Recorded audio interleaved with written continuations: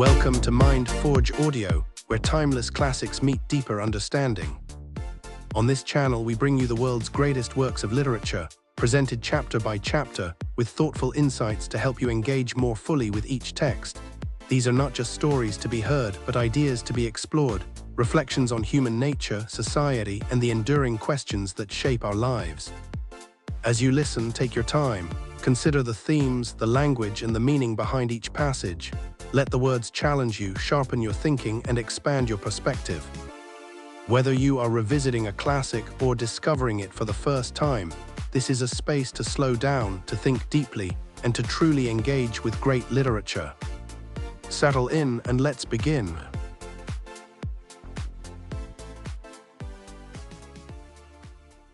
From the profound confluence of martial discipline and profound introspection emerges the Ground Book, a remarkable text that invites us into the deepest corners of classical East Asian thought.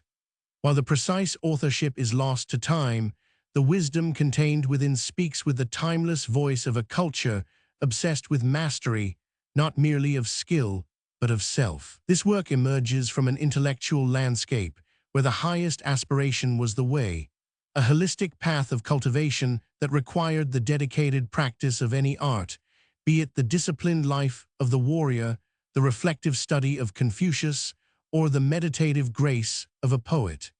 It is a profound meditation on what it means to live a life of purposeful excellence.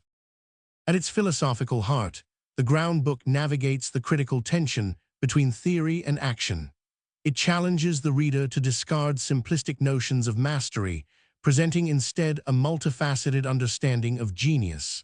The text argues that the true practitioner, be they a general, a doctor, or an artist, must possess the dual capability of both the pen and the sword. This suggests that profound insight, the careful deliberation of the scholar, must always inform the decisive action of the warrior, and vice versa.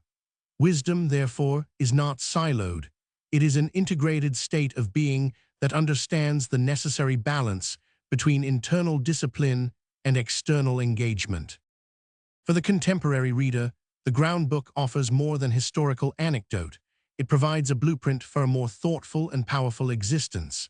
This book matters because it resists the temptation of single-minded expertise, asserting instead that true power lies in versatility and adaptability.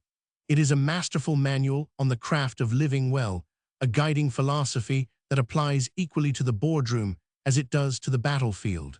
By immersing yourself in these pages, you will gain a profound appreciation for the interconnectedness of disciplines, learning to view every aspect of your life, from your greatest conflicts to your quietest meditations, as an opportunity for mastery. In this audiobook format, the text invites us to adopt the mindset of the student. As you listen, approach the material not as a collection of isolated teachings, but as a developing curriculum. The prose is dense with aphoristic wisdom, presenting principles in a series of reflections on various specialized ways. Consider this listening experience a journey into a classical academy, one where the goal is not just to absorb knowledge, but to internalize a way of being, turning ancient wisdom into your own fundamental ground.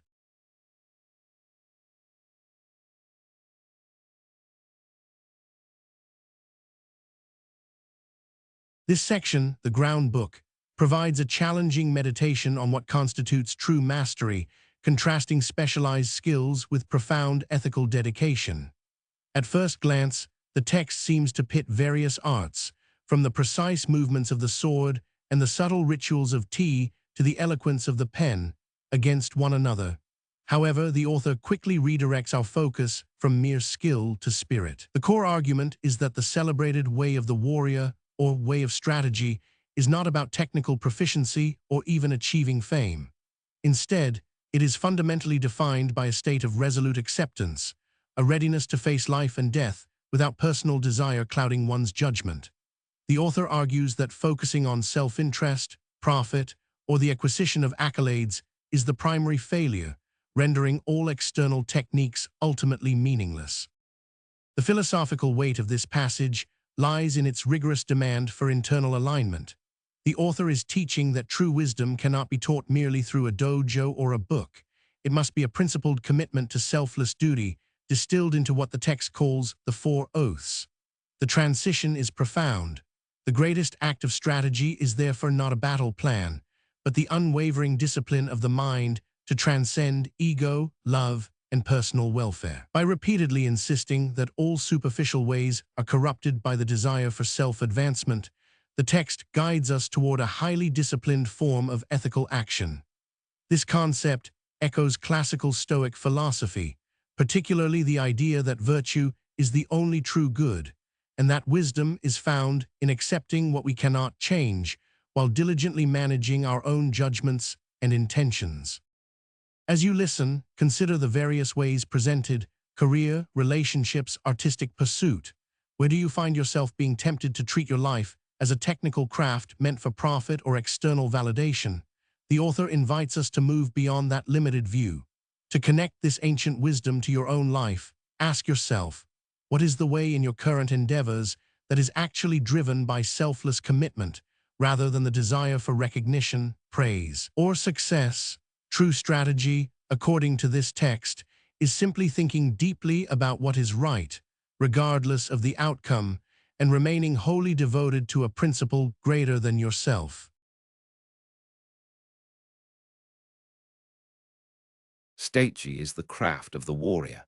Commanders must enact the craft, and troopers should know this way. There is no warrior in the world today who really understands the way of strategy. There are various ways.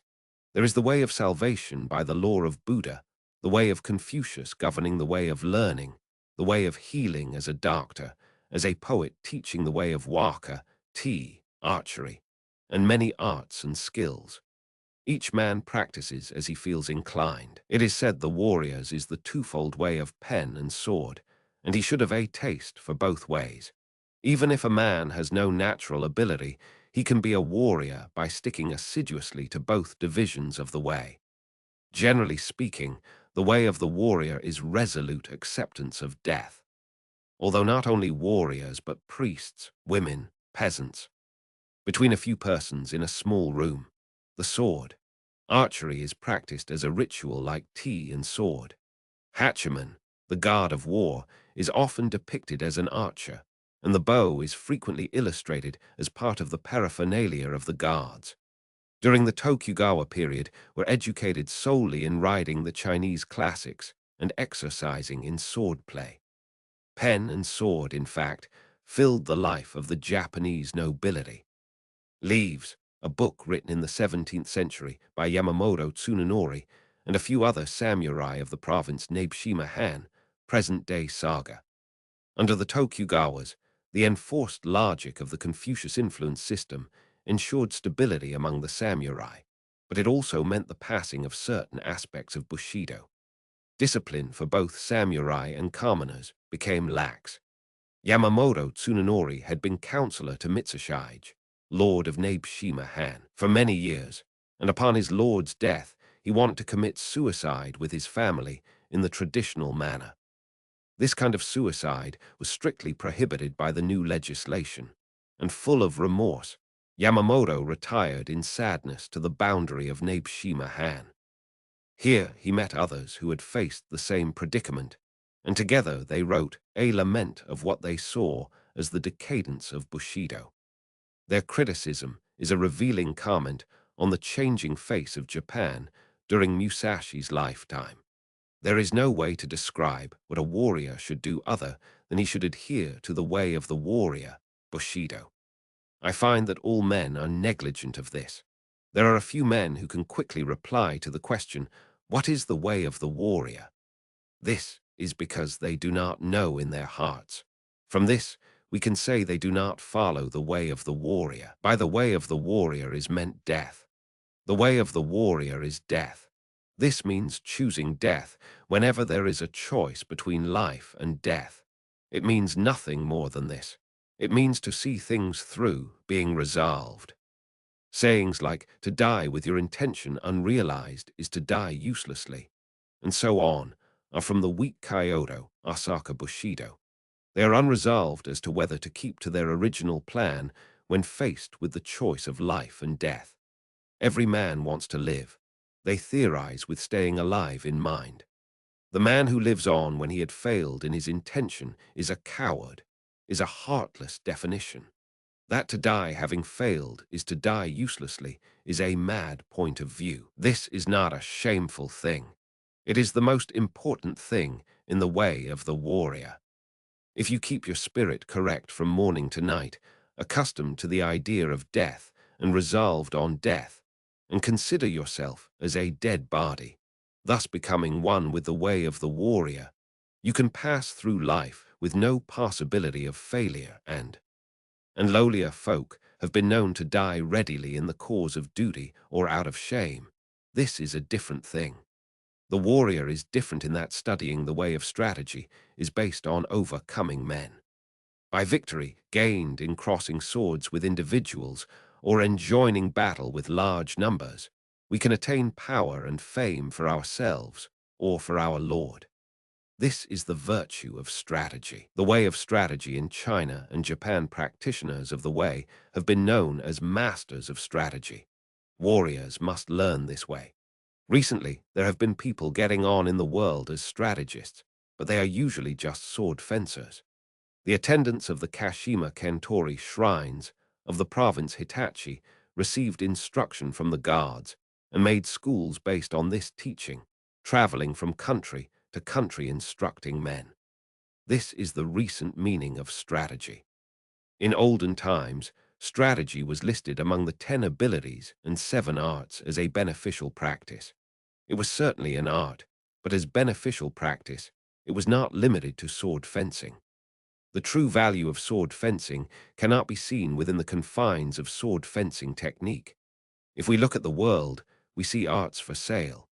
Men use equipment to sell their own selves, as if with the nut and the flower, the nut has become less than the flower. In this kind of way of strategy, both those teaching and those learning the way are concerned with coloring and showing off their technique, trying to hasten the bloom of the flower.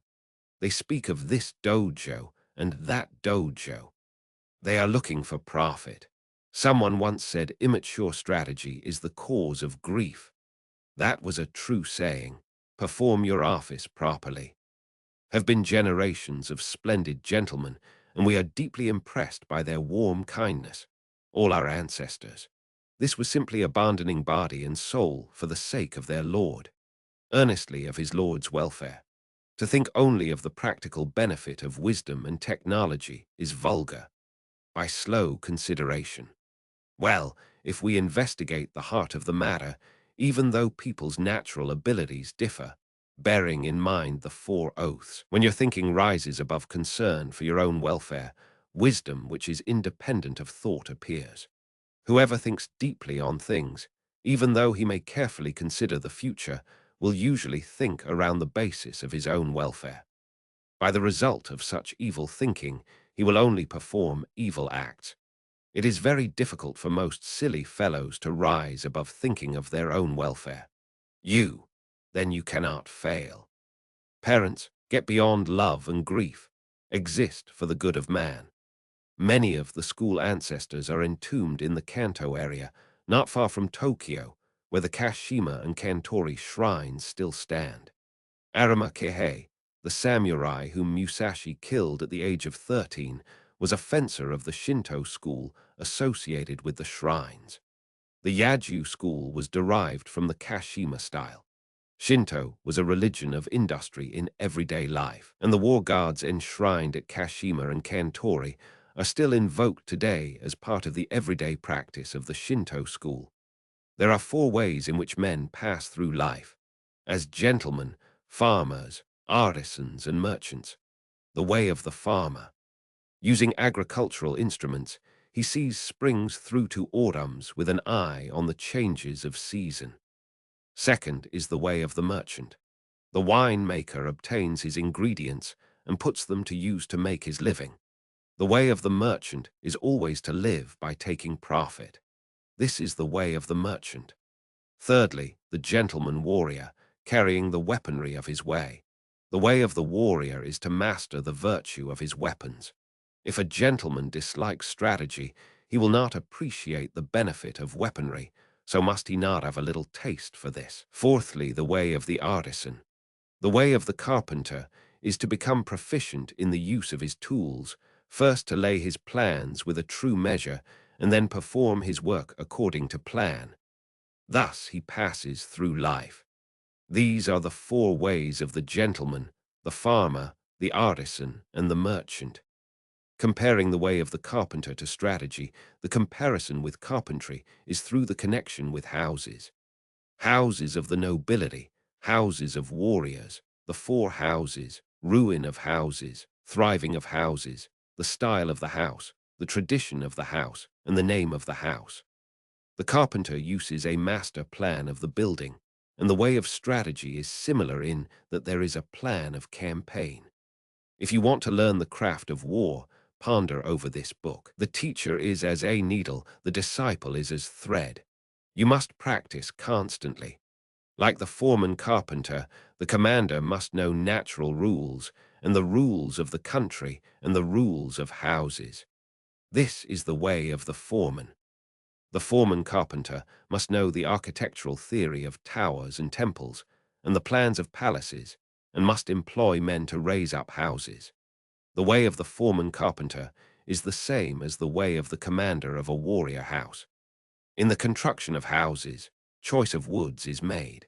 Straight, unknotted timber of good appearance is used for the revealed pillars.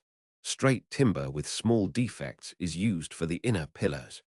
Timber of the finest appearance, even if a little weak, is used for the thresholds, lintels, doors, and sliding doors, and so on. Good, strong timber, though it be gnarled and knotted, can always be used discreetly in construction. Timber which is weak or knotted throughout should be used as scaffolding, and later for firewood. The foreman carpenter allots his men work according to their ability. Floor layers, makers of sliding doors, thresholds and lintels, ceilings, and so on. Those of poor ability lay the floor joist, and those of lesser ability carve wedges and do such miscellaneous work. If the foreman knows and deploys his men, well, the finished work will be good. The foreman should take into account the abilities and limitations of his men, circulating among them, and asking nothing unreasonable. He should know their morale and spirit, and encourage them when necessary. This is the same as the principle of Musashi's birth were wooden. Carpenter means architect and builder, also four different schools of tea, with its own commander, which were put over door openings at night and in bad weather. Strategy, the way of strategy. Like a trooper, the carpenter sharpens his own tools. He carries his equipment in his tool box and works under the direction of his foreman. He makes columns and girders with an axe, shapes floorboards and shelves with a plane, cuts fine openwork and carvings accurately, giving as excellent a finish as his skill will allow. This is the craft of carpenters. When the carpenter becomes skilled and understands measures, he can become a foreman. The carpenter's attainment is having tools which will cut well to make small shrines, riding shelves, tables, paper lanterns, chopping boards and pot lids. These are the specialities of the carpenter. Things are similar for the trooper. You ought to think deeply about this. The attainment of the carpenter is that his work is not warped, that the joints are not misaligned, and that the work is truly planed so that it meets well and is not merely finished in sections. This is essential. If you want to learn this way, deeply consider the things written in this book one at a time. You must do sufficient research. Outline of the 5 books of this book of strategy. The way is shown in 5 books concerning different aspects. These are ground, water, fire, tradition, wind, and void. The body of the way of strategy from the viewpoint of my Ikai school is explained in the ground book. It is difficult to realize the true way just through sword fencing. Know the smallest things and the biggest things, the shallowest things and the deepest things. As if it were a straight road mapped out on the ground, the first book is called the ground book. Second is the water book. With water as the basis, the spirit becomes like water. Water adapts the shape of its receptacle. It is sometimes a trickle and sometimes a wild sea. Water has a clear blue color. By the clarity, things of Ikai school are shown in this book. If you master the principles of sword fencing, when you freely beat one man, you beat any man in the world. The spirit of defeating a man is the same for 10 million men. The strategist makes small things into big things, like building a great Buddha from a 1-foot model. I cannot write in detail how this is done. The principle of strategy is having one thing to know 10,000 things. Things of Ikai school are written in this, the water book. Third is the fire book. This book is about fighting. The spirit of fire is fierce. Undertaken only by a specialist, but perhaps the art was more widespread in the age of war. If a sword is imperfectly polished and the surface of the blade incorrectly shaped, even if it is a very sharp, fine weapon, it will not cut at all well. Which make up the cosmos: ground, water, fire, wind, void. The Go-Rin, 5 rings of Buddhism, are the 5 parts of the human body: head, left and right elbows, and left and right knees. Whether the fire be small or big, and so it is with battles. The way of battles is the same for man-to-man fights and for 10,000-a-side battles. You must appreciate that spirit can become big or small. What is big is easy to perceive. What is small is difficult to perceive. In short, it is difficult for large numbers of men to change position, so their movements can be easily predicted. An individual can easily change his mind, so his movements are difficult to predict. You must appreciate this. The essence of this book is that you must train day and night in order to make quick decisions. In strategy, it is necessary to treat training as a part of normal life, with your spirit unchanging. Thus, combat in battle is described in the fire book. Fourthly, the wind book. This book is not concerned with my Ikai school, but with other schools of strategy. By wind, I mean old traditions, present-day traditions, and family traditions of strategy. Thus, I clearly explain the strategies of the world. This is tradition. It is difficult to know yourself if you do not know others. To all ways there are side tracks. If you study a way daily and your spirit diverges, you may think you are obeying a good way, but objectively it is not the true way. If you are following the true way and diverge a little, this will later become a large divergence. You must realize this. Other strategies have come to be thought of as mere sword fencing, and it is not unreasonable that this should be so. The benefit of my strategy, although it includes sword fencing, lies in a separate principle. I have explained what is commonly meant by strategy in other schools in the tradition, wind, book.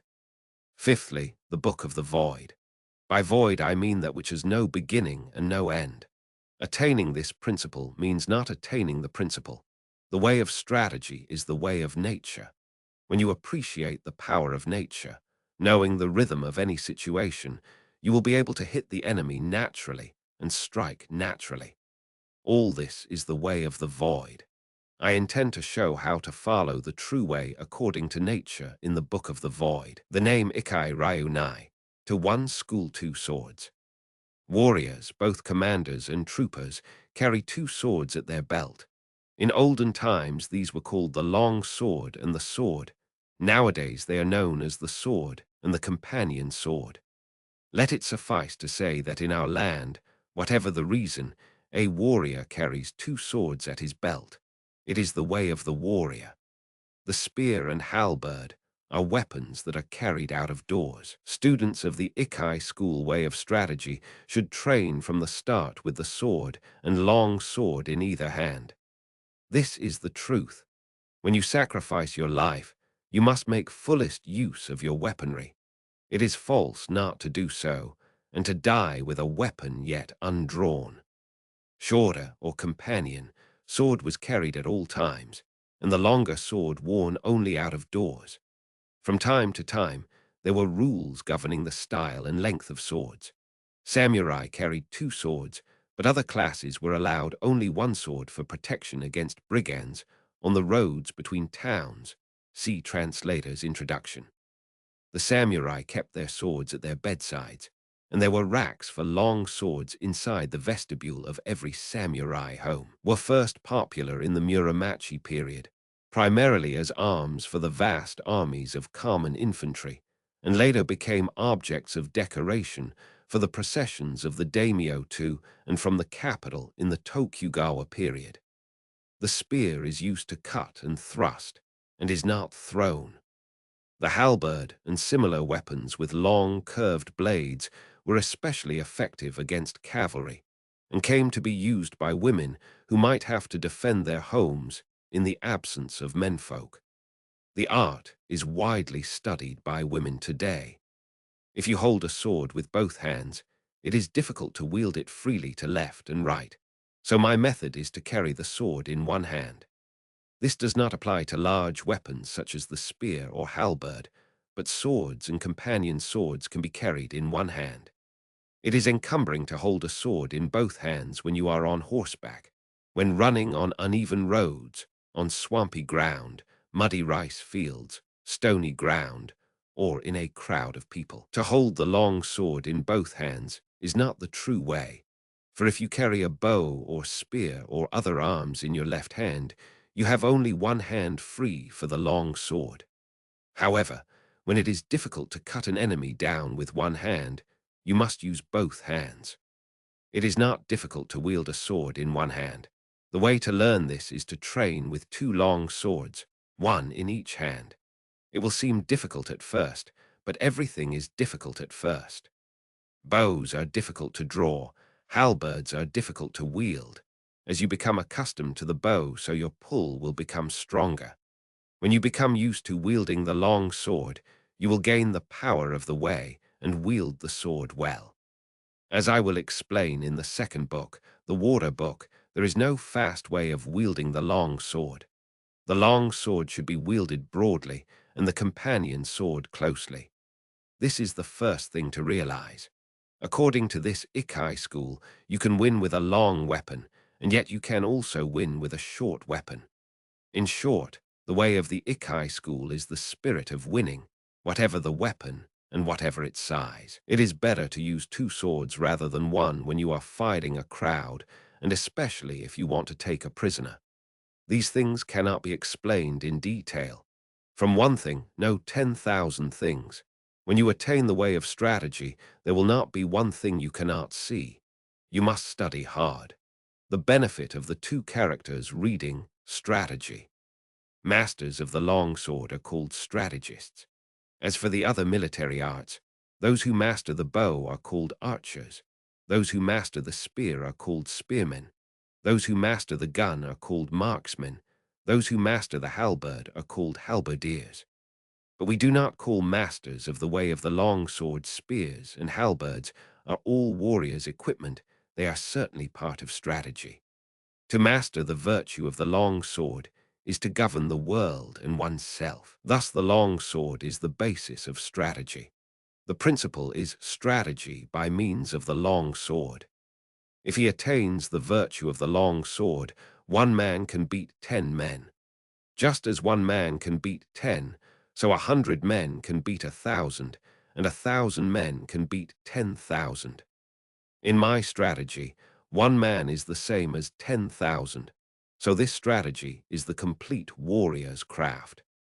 The way of the warrior does not include other ways, such as Confucianism, Buddhism, certain traditions, artistic accomplishments, and dancing.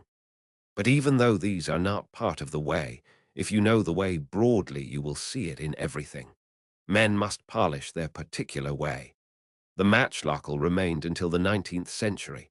Local characteristics and are very colorful, sometimes involving many people. There is no theater, which is enacted by a few performers using stylized dance movements. There are also dances of fan and dances of sword. The benefit of weapons in strategy, there is a time and a place for use of weapons. The best use of the companion sword is in a confined space, or when you are engaged closely with an opponent. The long sword can be used effectively in all situations. The halberd is inferior to the spear on the battlefield. With the spear you can take the initiative. The halberd is defensive.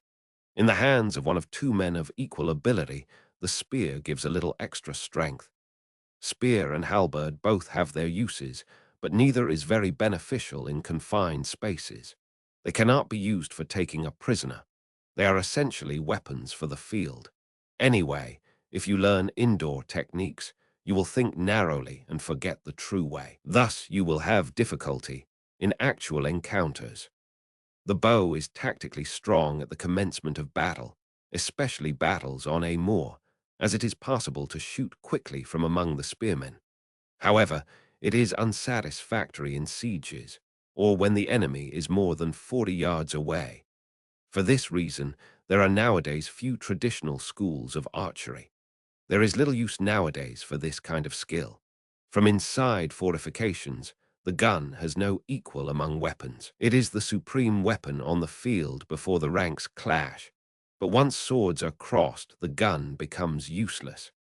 One of the virtues of the bow is that you can see the arrows in flight and correct your aim accordingly, whereas gunshot cannot be seen. You must appreciate the importance of this. Just as a horse must have endurance and no defects, so it is with weapons.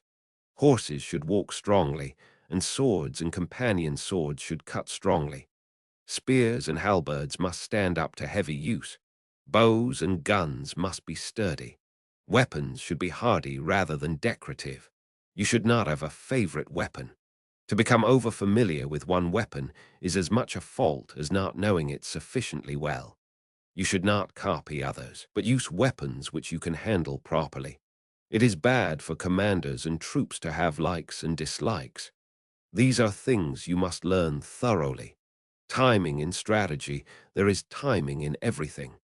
Timing in strategy cannot be mastered without a great deal of practice. Timing is important in dancing and pipe or string music, for they are in rhythm only if timing is good. Timing and rhythm are also involved in the military arts, shooting bows and guns, and riding horses. In all skills and abilities there is timing. There is also timing in the void. There is timing in the whole life of the warrior, in his thriving and declining, in his harmony and discord. Similarly, there is timing in the way of the merchant, in the rise and fall of capital. All things entail rising and falling timing. You must be able to discern this. In strategy, there are various timing considerations. From the outset, you must know the applicable timing and the inapplicable timing, and from among the large and small things and the fast and slow timings, find the relevant timing, first seeing the distance timing and eyes of rival schools, the background timing. This is the main thing in strategy. It is especially important to know the background timing, otherwise your strategy will become uncertain. You win in battles with the timing in the void born of the timing of cunning by knowing the enemy's timing, and this using a timing which the enemy does not expect. All the 5 books are chiefly concerned with timing. You must train sufficiently to appreciate all this. If you practice day and night in the above Ikai school strategy, your spirit will naturally broaden. Thus is large-scale strategy and the strategy of hand-to-hand combat propagated in the world. This is recorded for the first time in the 5 books of ground, water, fire, tradition, wind, and void. This is the way for men who want to learn my strategy. Do not think dishonestly. The way is in training. Become acquainted with every art. Know the ways of all professions. Distinguish between gain and loss in worldly matters. Develop intuitive judgment and understanding for everything. Perceive those things which cannot be seen. Pay attention even to trifles. Do nothing which is of no use. It is important to start by setting these broad principles in your heart and train in the way of strategy. If you do not look at things on a large scale, it will be difficult for you to master strategy. If you learn and attain this strategy, you will never lose even to 20 or 30 enemies. More than anything, to start with, you must set your heart on strategy and earnestly stick to the way. You will come to be able to actually beat men in fights and to be able to win with your eye. Also, by training, you will be able to freely control your own body, conquer men with your body, and with sufficient training, you will be able to beat 10 men with your spirit. When you have reached this point, will it not mean that you are invincible? Moreover, in large-scale strategy, the superior man will manage many subordinates dexterously, bear himself correctly, govern the country and foster the people, thus preserving the ruler's discipline. If there is a way involving the spirit of not being defeated to help oneself and gain honor, it is the way of strategy. The second year of Shouho, 1645, the 5th month, the 12th day. Teruo Maganojo Shinmen, Musashi Black Square, Teruo Maganojo. The pupil, sometimes called Teruo Nabayuki, to whom Musashi addressed Go Rin no Sho. ==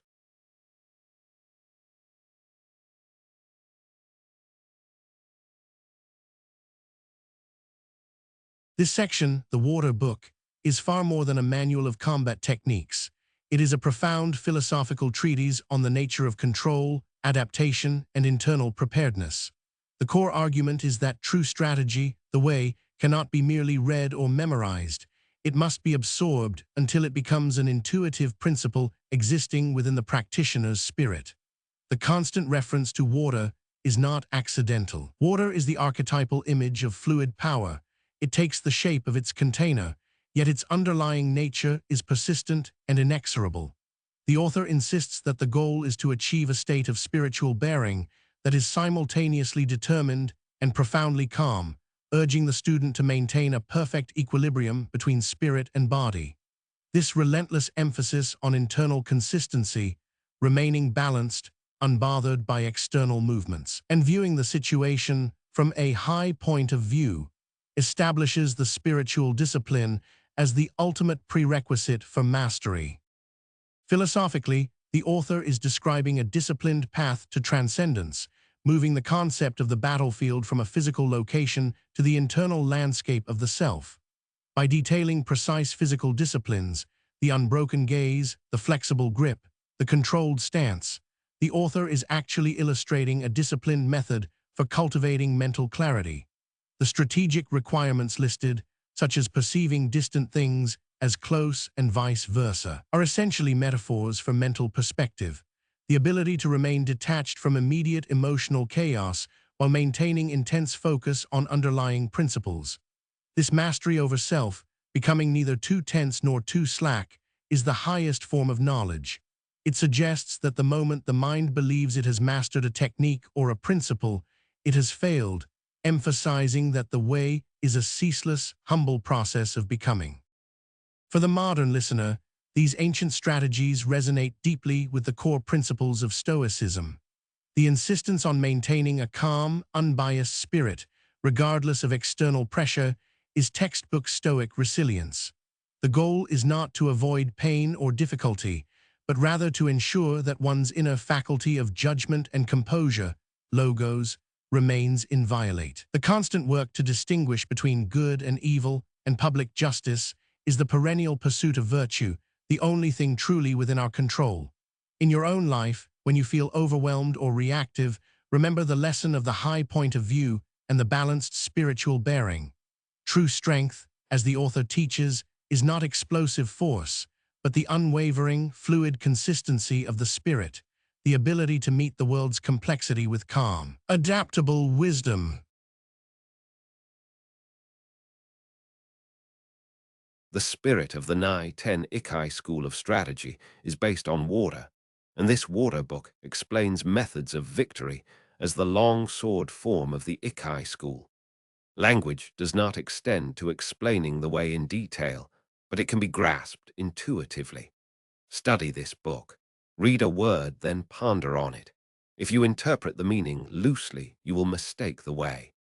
The principles of strategy are written down here in terms of single combat, but you must think broadly so that you attain an understanding for 10,000 aside battles.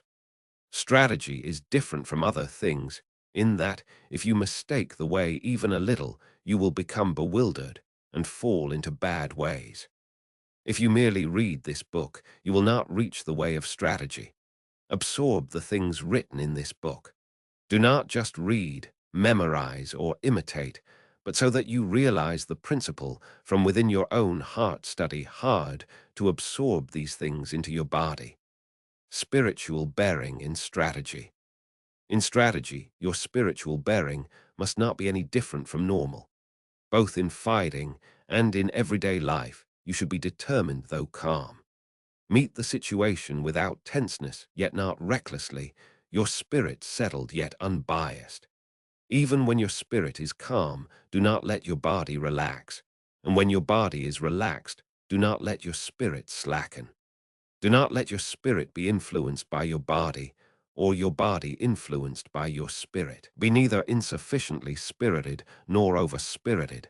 An elevated spirit is weak, and a low spirit is weak. Do not let the enemy see your spirit. Small people must be completely familiar with the spirit of large people, and large people must be familiar with the spirit of small people. Whatever your size, do not be misled by the reactions of your own body. With your spirit open and unconstricted, look at things from a high point of view. You must cultivate your wisdom and spirit. Polish your wisdom. Learn public justice. Distinguish between good and evil. Study the ways of different arts one by one. When you cannot be deceived by men, you will have realized the wisdom of strategy. The wisdom of strategy is different from other things. On the battlefield, even when you are hard-pressed, you should ceaselessly research the principles of strategy so that you can develop a steady spirit. Stance in strategy. Adopt a stance with the head erect, neither hanging down, nor looking up, nor twisted. Your forehead and the space between your eyes should not be wrinkled. Do not roll your eyes nor allow them to blink, but slightly narrow them. With your features composed, keep the line of your nose straight with a feeling of slightly flaring your nostrils. Hold the line of the rear of the neck straight. Instill vigor into your hairline, and in the same way from the shoulders down through your entire body. Lower both shoulders, and without the buttocks jutting out, put strength into your legs from the knees to the tops of your toes. Brace your abdomen so that you do not bend at the hips. Wedge your companion's sword in your belt against your abdomen so that your belt is not slack. This is called wedging in. In all forms of strategy, it is necessary to maintain the combat stance in everyday life and to make your everyday stance your combat stance. You must research this well. The gaze in strategy, the gaze should be large and broad. This is the twofold gaze, perception and sight. Perception is strong and sight weak. In strategy, it is important to see distant things as if they were close, and to take a distanced view of close things. It is important in strategy to know the enemy's sword and not to be distracted by insignificant movements of his sword. You must study this. The gaze is the same for single combat and for large-scale combat. It is necessary in strategy to be able to look to both sides without moving the eyeballs. You cannot master this ability quickly.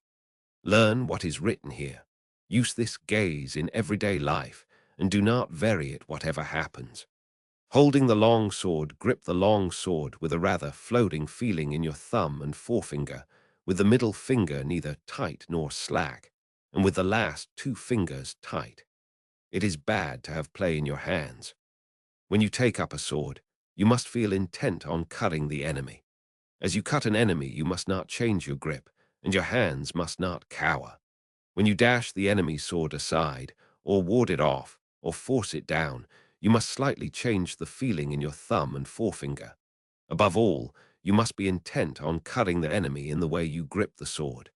The grip for combat and for sword testing is the same. There is no such thing as a man-cutting grip. Generally, I dislike fixedness in both long swords and hands. Fixedness means a dead hand. Pliability is a living hand. You must bear this in mind. Footwork. With the tips of your toes somewhat floating, tread firmly with your heels. Whether you move fast or slow, with large or small steps, your feet must always move as in normal mounting and test cuts made on bodies, bundles of straw, armor, sheets of metal, etc. Sometimes, appraisal marks of a sword testing inscribed on the tangs of old blades are found. 3 asterisk footwork. Different methods of moving are used in different schools. Yin-yang, or in-yo in Japanese, is female-male, dark-light, right-left. Musashi advocates this level mind, kind of walking, although he is emphatic about the significance of these parameters. Issues of right and left foot arise in the Wind Book of Go-Rin no Sho. Old jujitsu schools advocate making the first attack with the left side forward, walking. I dislike the 3 walking methods known as jumping foot, floating foot, and so-called yin-yang foot is important to the way. Yin-yang foot means not moving only one foot. It means moving your feet left-right and right-left when cutting, withdrawing, or warding off a cut. You should not move one foot preferentially. The 5 attitudes are upper, middle, lower, right side, and left side. These are the 5. Although attitude has these 5 dimensions, the one purpose of all of them is to cut the enemy. There are none but these 5 attitudes. Whatever attitude you are in, do not be conscious of making the attitude. Think only of cutting. Your attitude should be large or small according to the situation. Upper, lower, and middle attitudes are decisive. Left side and right side attitudes are fluid. Left and right attitudes should be used if there is an obstruction overhead or to one side. The decision to use left or right depends on the place. The essence of the way is this. To understand attitude, you must thoroughly understand the middle attitude. The middle attitude is the heart of the attitudes. If we look at strategy on a broad scale, the middle attitude is the seat of the commander, with the other 4 attitudes following the commander. You must appreciate this. The way of the long sword, knowing the way of the long sword, means we can wield with 2 fingers the sword that we usually carry. If we know the path of the sword well, we can wield it easily. If you try to wield the long sword quickly, you will mistake the way. To wield the long sword well, you must wield it calmly. If you try to wield it quickly, like a folding fan or a short sword, you will err by using short sword chopping. You cannot cut a man with a long sword using this method. When you have cut downwards with the long sword, lift it straight upwards. When you cut sideways, return the sword along a sideways path. Return the sword in a reasonable way, always stretching the elbows broadly. Wield the sword strongly. This is the way of the long sword. If you learn to use the 5 approaches of my strategy, you will be able to wield a sword well. You must train constantly. The 5 approaches. The first approach is the middle attitude. Confront the enemy with the point of your sword against his face. When he attacks, dash his sword to the right and ride it. Movement of the sword associated with a natural behavior according to kendo ethics. Iron war fan. Cutting practice. Bear in mind that fighting technique may start from a greater distance than it seems to at a first glance. It is said that the man who has faced death at the point of a sword has an elevated understanding. Or, when the enemy attacks, deflect the point of his sword by hitting downwards. Keep your long sword where it is, and as the enemy renews the attack, cut his arms from below. This is the first method. The 5 approaches are this kind of thing. You must train repeatedly using a long sword in order to learn them. When you master my way of the long sword, you will be able to control any attack the enemy makes. I assure you, there are no attitudes other than the 5 attitudes of the long sword of Nai-to. In the second approach with the long sword, from the upper attitude, cut the enemy just as he attacks. If the enemy evades the cut, keep your sword where it is, and scooping from below. Cut him as he renews the attack. It is possible to repeat the cut from here. In this method, there are various changes in timing and spirit. You will be able to understand this by training in the Ikai school. You will always win with the 5 long sword methods. You must train repeatedly. In the third approach, adopt the lower attitude, anticipating scooping up. When the enemy attacks, hit his hands from below. As you do so, he may try to hit your sword down. If this is the case, cut his upper arm, horizontally with a feeling of that he attacks. You will encounter this method often, both as a beginner and in later strategy. You must train holding a long sword. In this fourth approach, adopt the left side attitude. As the enemy attacks, hit his hands from below. If as you hit his hands, he attempts to dash down your sword, with the feeling of hitting his hands, parry the path of his long sword and cut across from above your shoulder. This is the way of the long sword. Through this method, you win by parrying the line of the enemy's attack. You must study this. In the fifth approach, the sword is in the right side attitude. In accordance with the enemy's attack, cross your sword from below at the side to the upper attitude. Then cut straight from above. This method is essential for knowing the way of the long sword well. If you can use this method, you can freely wield a heavy long sword. I cannot describe in detail how to use these 5 approaches. You must become well acquainted with in harmony with the long sword way, learn large-scale timing, understand the enemy's long sword, and become used to the 5 approaches from the outset. You will always win by using these 5 methods, with various timing considerations discerning the enemy's spirit. You must consider all this carefully. The attitude, no attitude, teaching attitudes. Even so, attitudes exist as the 5 ways of holding the long sword. However you hold the sword, it must be in such a way that it is easy to cut the enemy well, in accordance with the situation, the place, and your relation to the enemy. From the upper attitude, as your spirit lessens, you can adopt the middle attitude, and from the middle attitude, you can raise the sword a little in your technique and adopt the upper attitude. From the lower attitude, you can raise the sword a little and adopt the middle attitudes as the occasion demands. According to the situation, if you turn your sword from either the left side or right side attitude towards the center, the middle or the lower attitude results. The principle of this is called existing attitude, non-existing attitude. The primary thing when you take a sword in your hands is your intention to cut the enemy, whatever the means. Whenever you parry, hit, spring, strike, or touch the enemy's cutting sword, you must cut the enemy in the same movement. It is essential to attain this. If you think only of hitting, springing, striking, or touching the enemy, you will not be able actually to cut him. More than anything, you must be thinking of carrying your movement through to cutting him. You must thoroughly research this. Attitude in strategy on a larger scale is called battle array. Such attitudes are all for winning battles. Fixed formation is bad. Study this well. To hit the enemy in one timing, directly as possible, without moving your body or settling your spirit, while you see that he is still undecided. The timing of hitting before the enemy decides to withdraw, break, or hit is this, in one timing. You must train to achieve this timing, to be able to hit in the timing of an instant. The abdomen timing of 2, when you attack and the enemy quickly retreats. As you see him tense, you must feint a cut. Then, as he relaxes, follow up and hit him. This is the abdomen timing of 2. It is very difficult to attain this merely by reading this book, but you will soon understand with a little instruction. No design, no conception. In this method, when the enemy attacks and you decide to attack, hit with your body and hit with your spirit and hit from the void with your hands, accelerating strongly. This is the most important method of hitting. It is often used.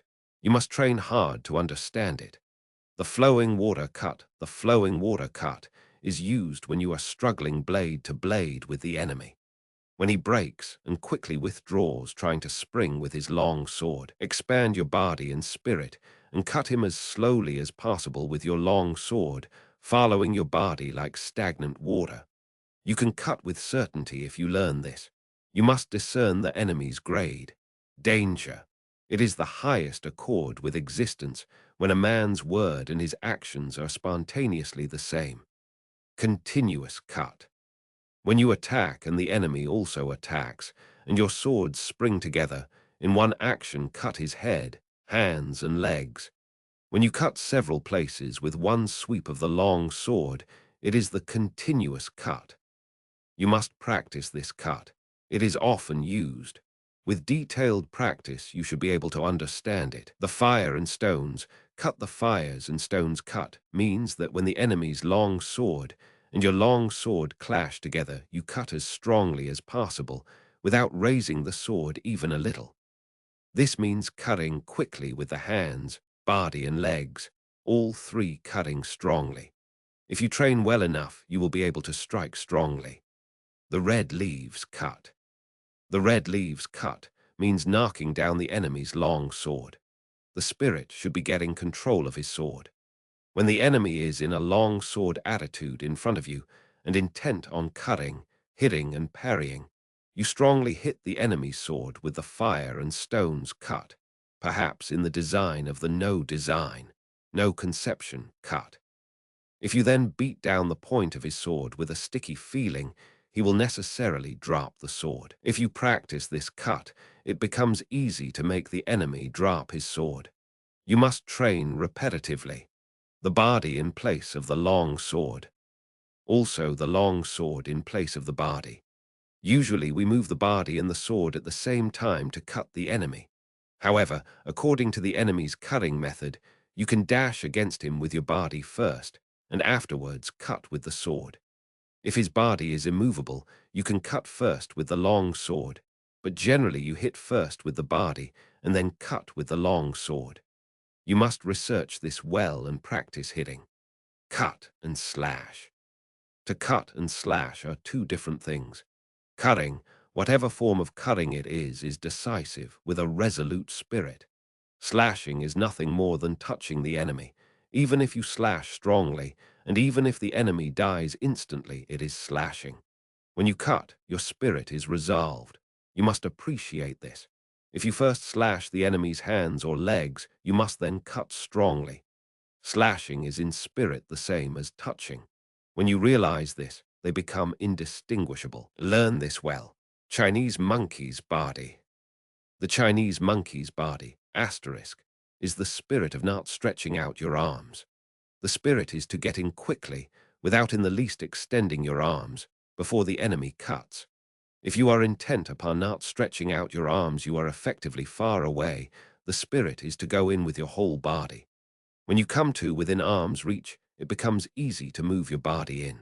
You must research this well. Glue and lacquer emulsion body, M41.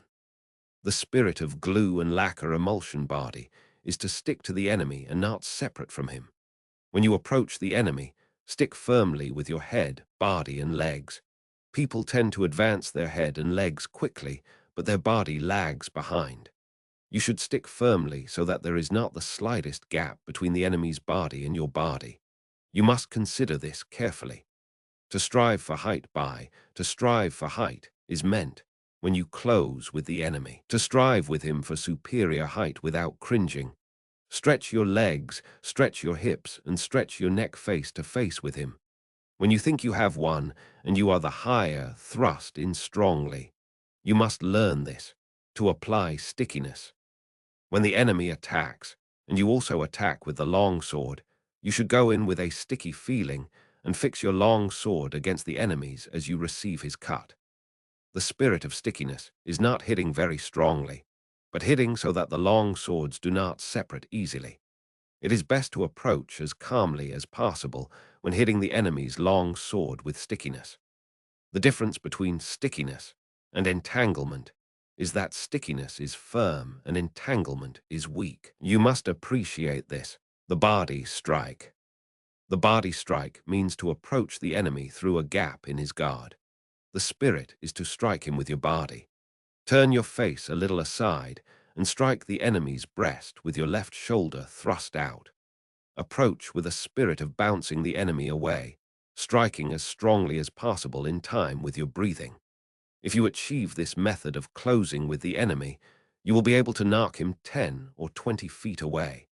It is possible to strike the enemy until he is dead. Train well. 3 ways to parry his attack. There are 3 methods to parry a cut. First, by dashing the enemy's long sword to your right, as if thrusting at his eyes. Utensils, architecture, weapons, and armor, when he makes an attack. Or to parry by thrusting the enemy's long sword towards his right eye with the feeling of snipping his neck. Or when you have a short, long sword, without worrying about parrying the enemy's long sword, to close with him quickly, thrusting at his face with your left hand. These are the 3 ways of parrying. You must bear in mind that you can always clench your left hand and thrust at the enemy's face with your fist. For this, it is necessary to train well. To stab at the face.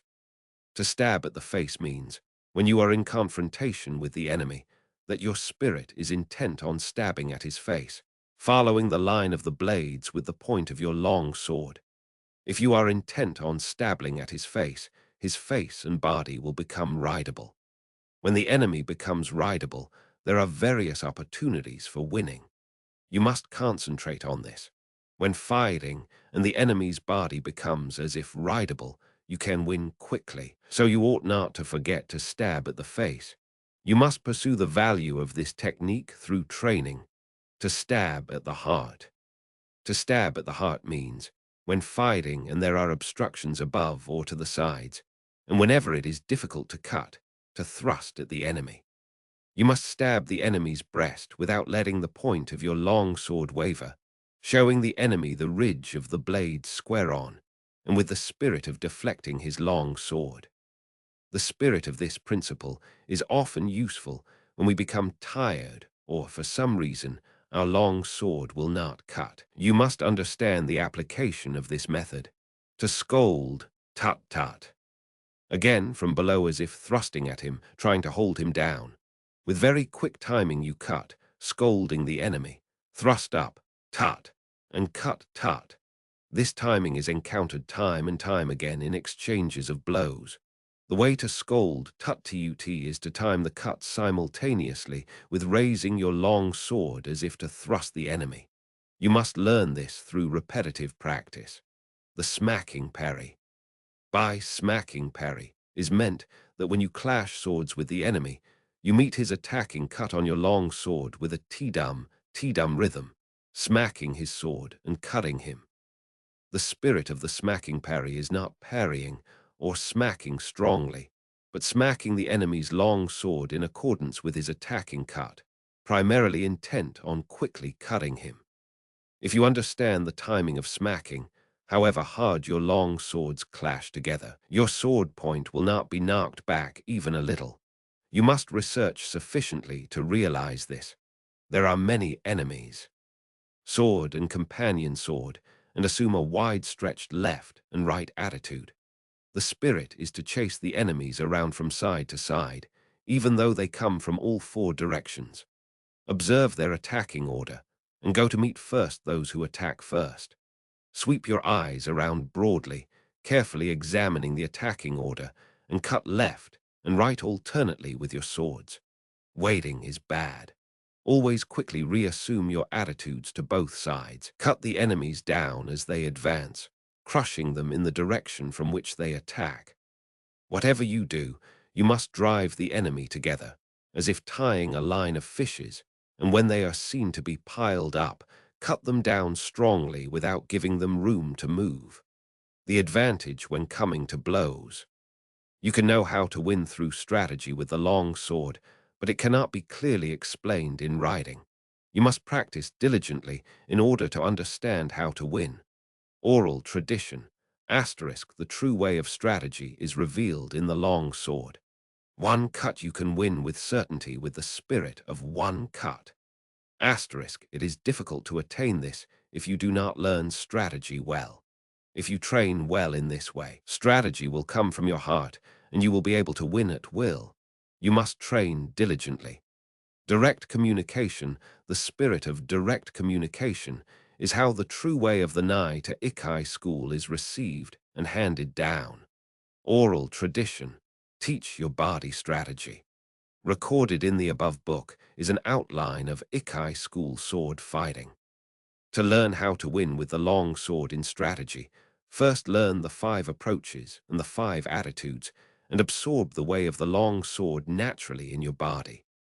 You must understand spirit and timing, handle the long sword naturally, and move body and legs in harmony with your spirit. Whether beating one man or two, you will then know values in strategy. Study the contents of this book, taking one item at a time, and through fighting with enemies, you will gradually come to know the principle of the way.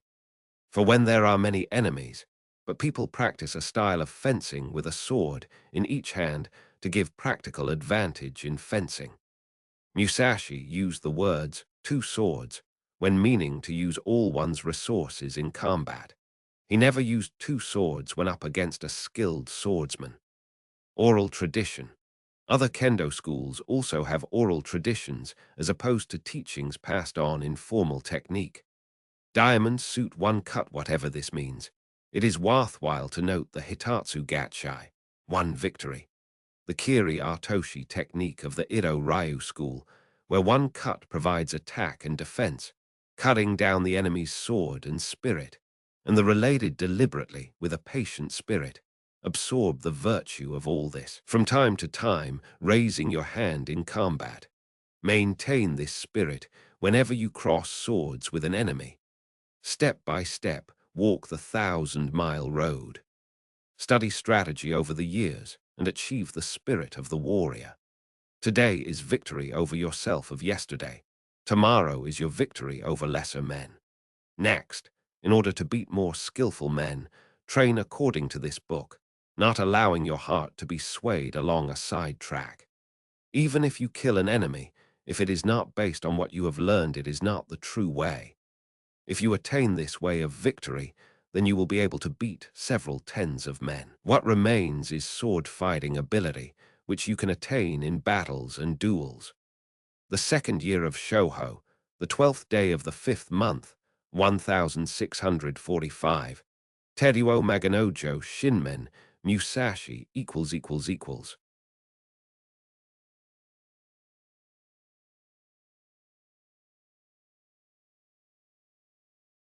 The Fire Book segment is less a manual for combat and more a profound treatise on applied psychology, a highly disciplined view of human interaction and self-mastery.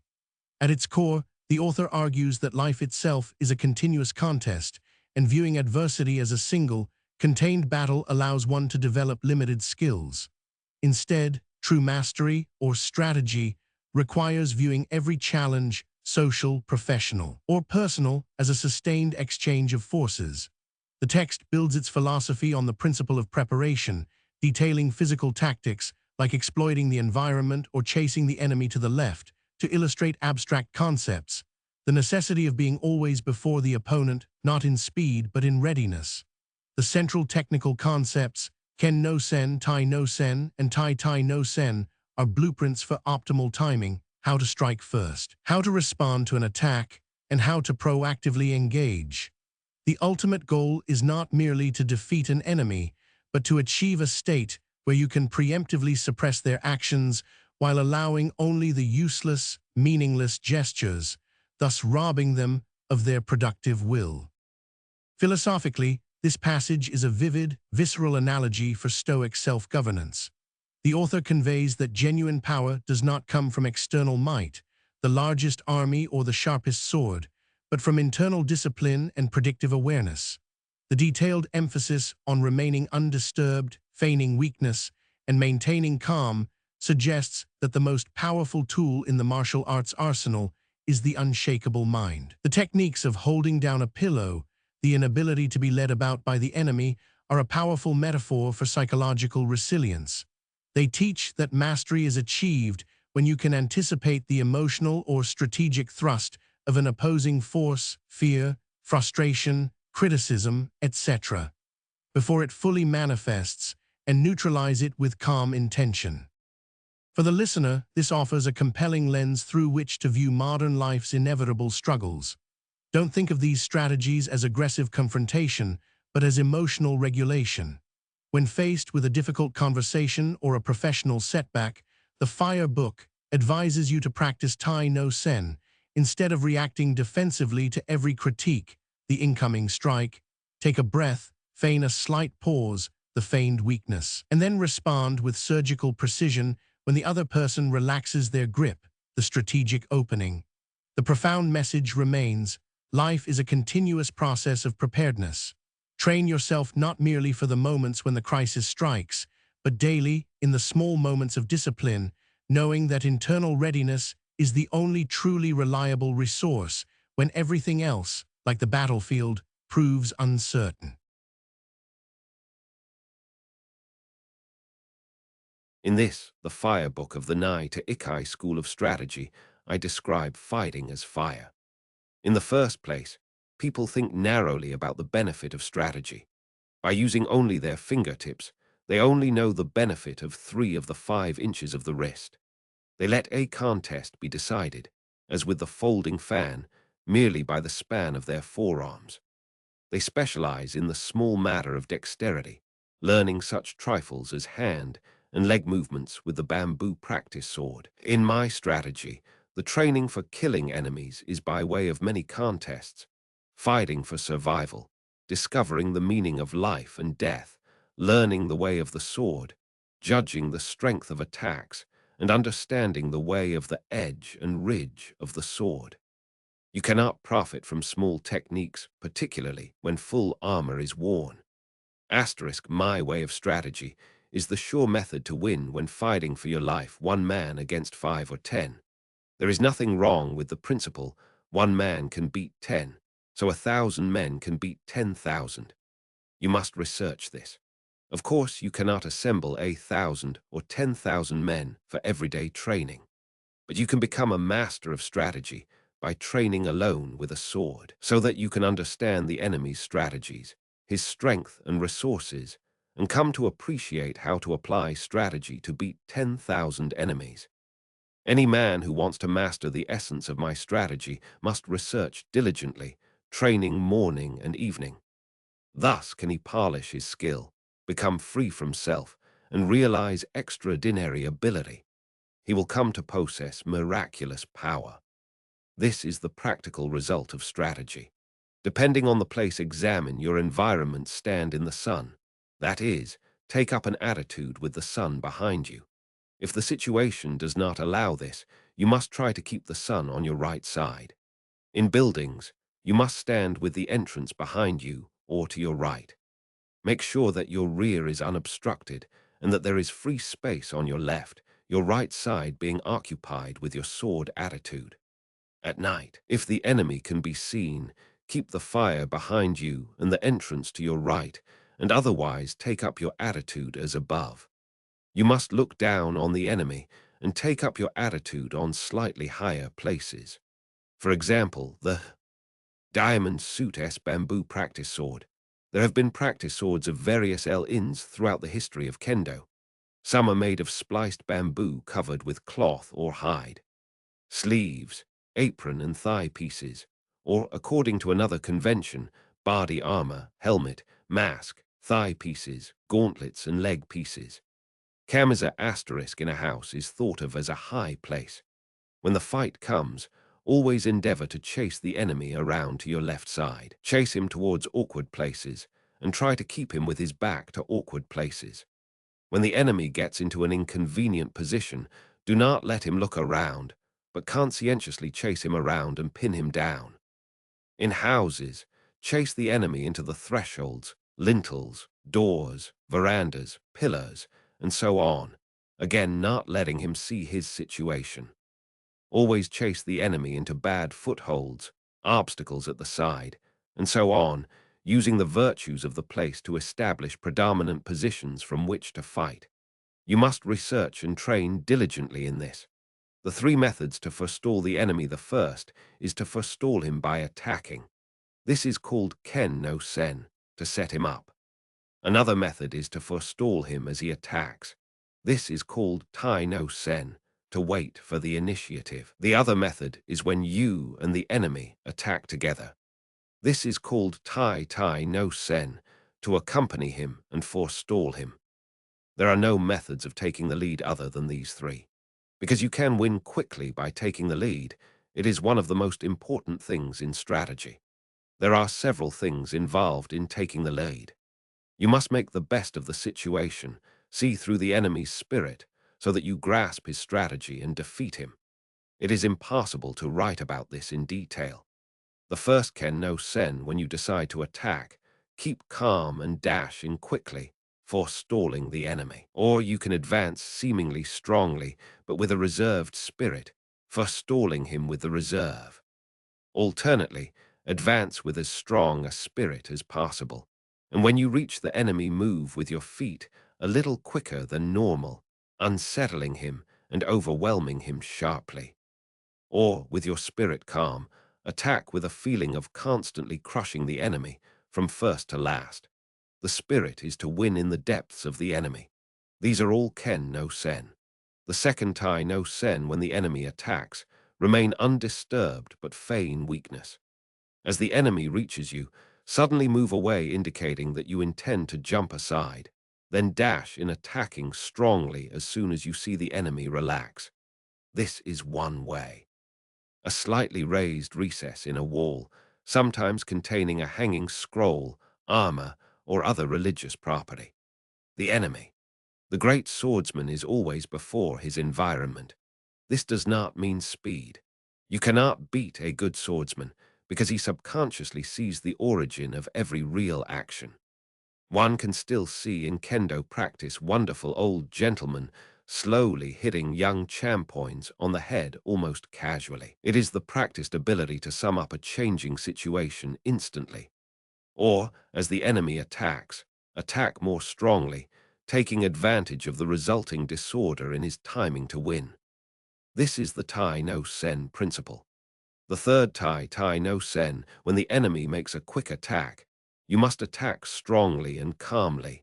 Aim for his weak point as he draws near and strongly defeat him. Or if the enemy attacks calmly, you must observe his movement and with your body rather floating, join in with his movements as he draws near. Move quickly and cut him strongly. This is tai no sen. These things cannot be clearly explained in words. You must research what is written here. In these three ways of forestalling, you must judge the situation. This does not mean that you always attack first, but if the enemy attacks first, you can lead him around. In strategy, you have effectively won when you forestall the enemy, so you must train well to attain this. To hold down a pillow. In contests of stage, it is bad to be led about by the enemy. You must always be able to lead the enemy about. Obviously, the enemy will also be thinking of doing this, but he cannot forestall you if you do not allow him to come out. In strategy, you must stop the enemy as he attempts to cut. You must push down his thrust and throw off his hold when he tries to grapple.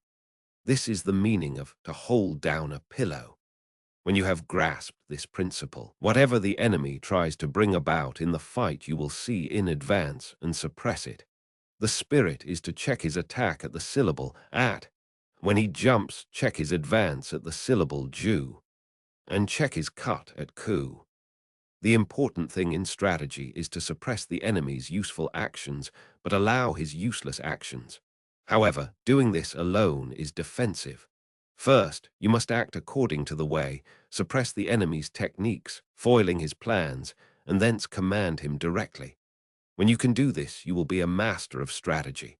You must train well and research, holding down a pillow, crossing at a ford. 100 miles of broad sea at a crossing place. I believe this crossing at a ford occurs often in a man's lifetime. It means setting sail even though your friends stay in harbor, knowing the route, knowing the soundness of your ship and the favor of the day.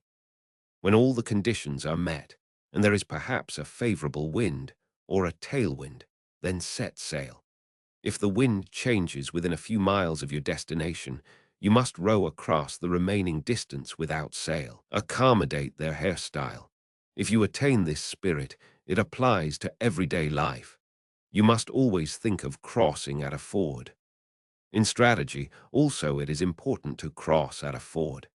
Discern the enemy's capability, and knowing your own strong points, cross the ford at the advantageous place, as a good captain crosses a sea route. If you succeed in crossing at the best place, you may take your ease. To cross at a ford means to attack the enemy's weak point and to put yourself in an advantageous position.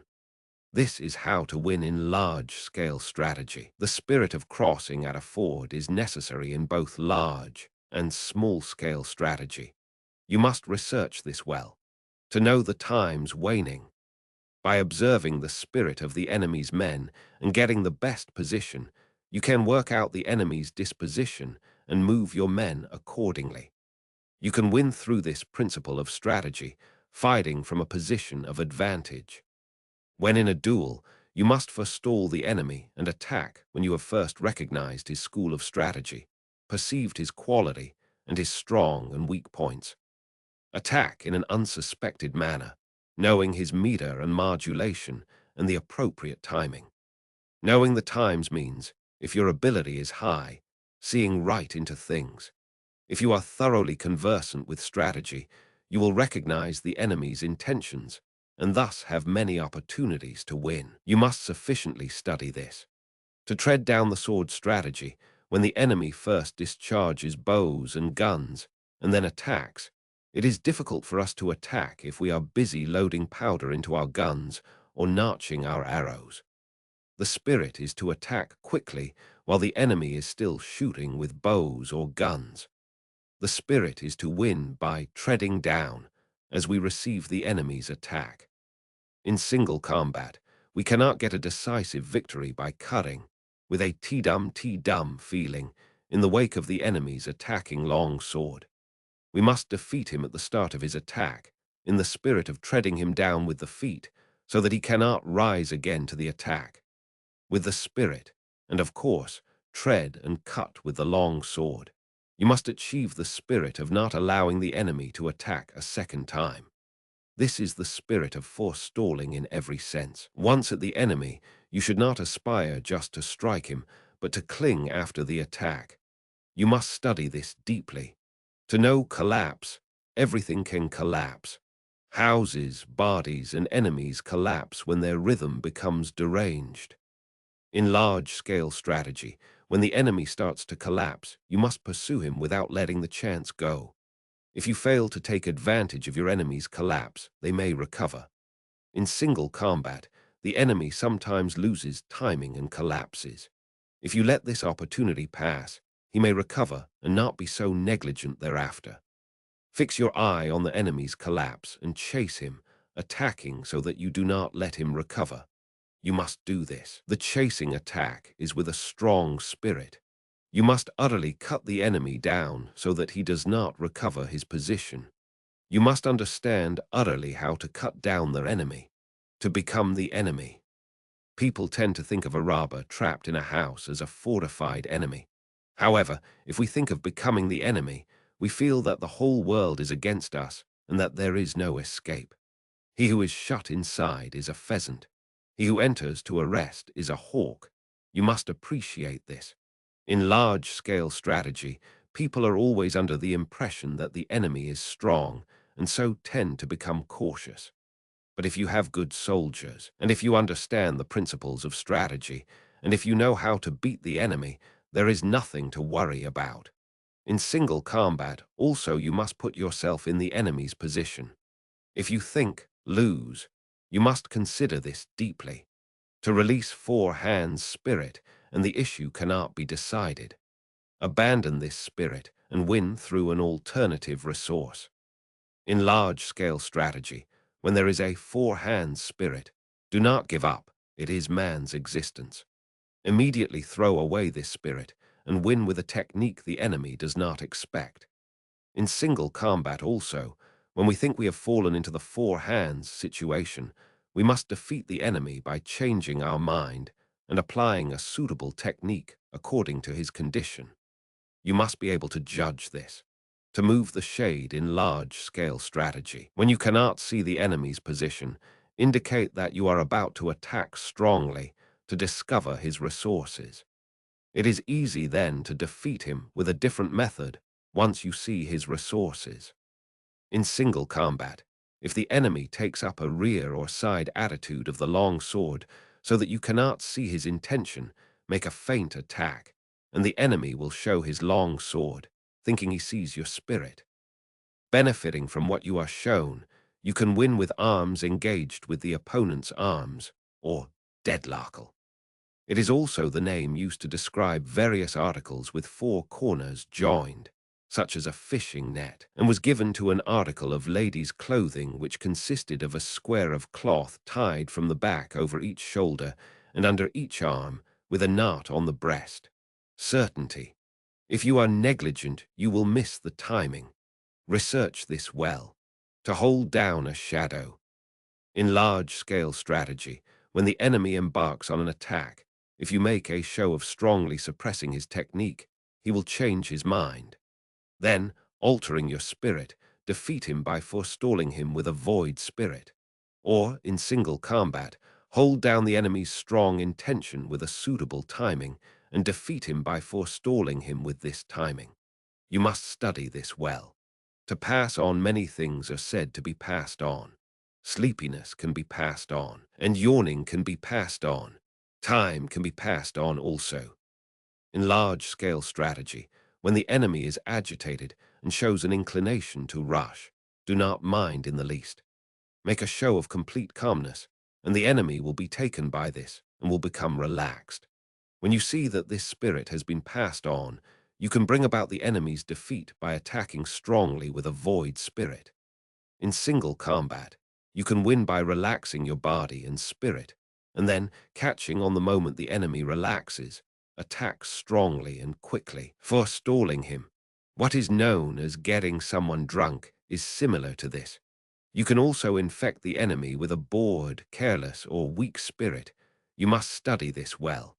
To cause loss of balance, many things can cause a loss of balance. One cause is danger, another is hardship, and another is surprise. You must research this. In large-scale strategy, it is important to cause loss of balance. Attack without warning where the enemy is not expecting it, and while his spirit is undecided, follow up your advantage, and having the lead, defeat him. Or, in single combat, start by making a show of being slow, then suddenly attack strongly. Without allowing him space for breath to recover from the fluctuation of spirit, you must grasp the opportunity to win. Get the feel of this. To frighten fright often occurs, caused by the unexpected. In large-scale strategy, you can frighten the enemy not by what you present to their eyes, but by shouting, making a small force seem large, or by threatening them from the flank without warning. These things all frighten. You can win by making best use of the enemy's fright and rhythm. In single combat, also, you must use the advantage of taking the enemy unawares by frightening him with your body, long sword, or voice to defeat him. You should research this well. To soak in when you have come to grips and are striving together with the enemy, and you realize that you cannot advance, you soak in and become one with the enemy.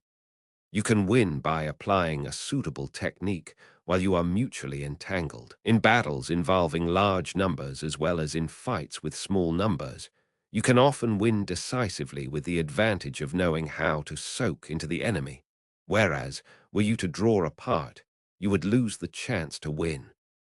Research this well. To injure the corners, it is difficult to move strong things by pushing directly, so you should injure the corners. In large-scale strategy, it is beneficial to strike at the corners of the enemy's force. If the corners are overthrown, the spirit of the whole body will be overthrown. To defeat the enemy, you must follow up the attack when the corners have fallen.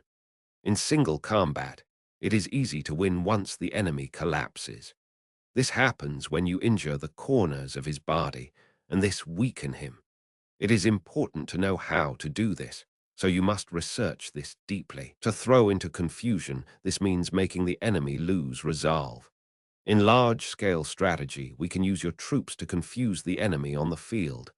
Observing the enemy's spirit, we can make him think, here, there, like that, like this, slow, fast. Victory is certain when the enemy is caught up in a rhythm that confuses his spirit. In single combat, we can confuse the enemy by attacking with varied techniques when the chance arises. Feint a thrust or cut, or make the enemy think you are going close to him, and when he is confused, you can easily win. This is the essence of fighting, and you must research it deeply. The three shouts are divided thus: before, during, and after. Shout according to the situation. The voice is a thing of life.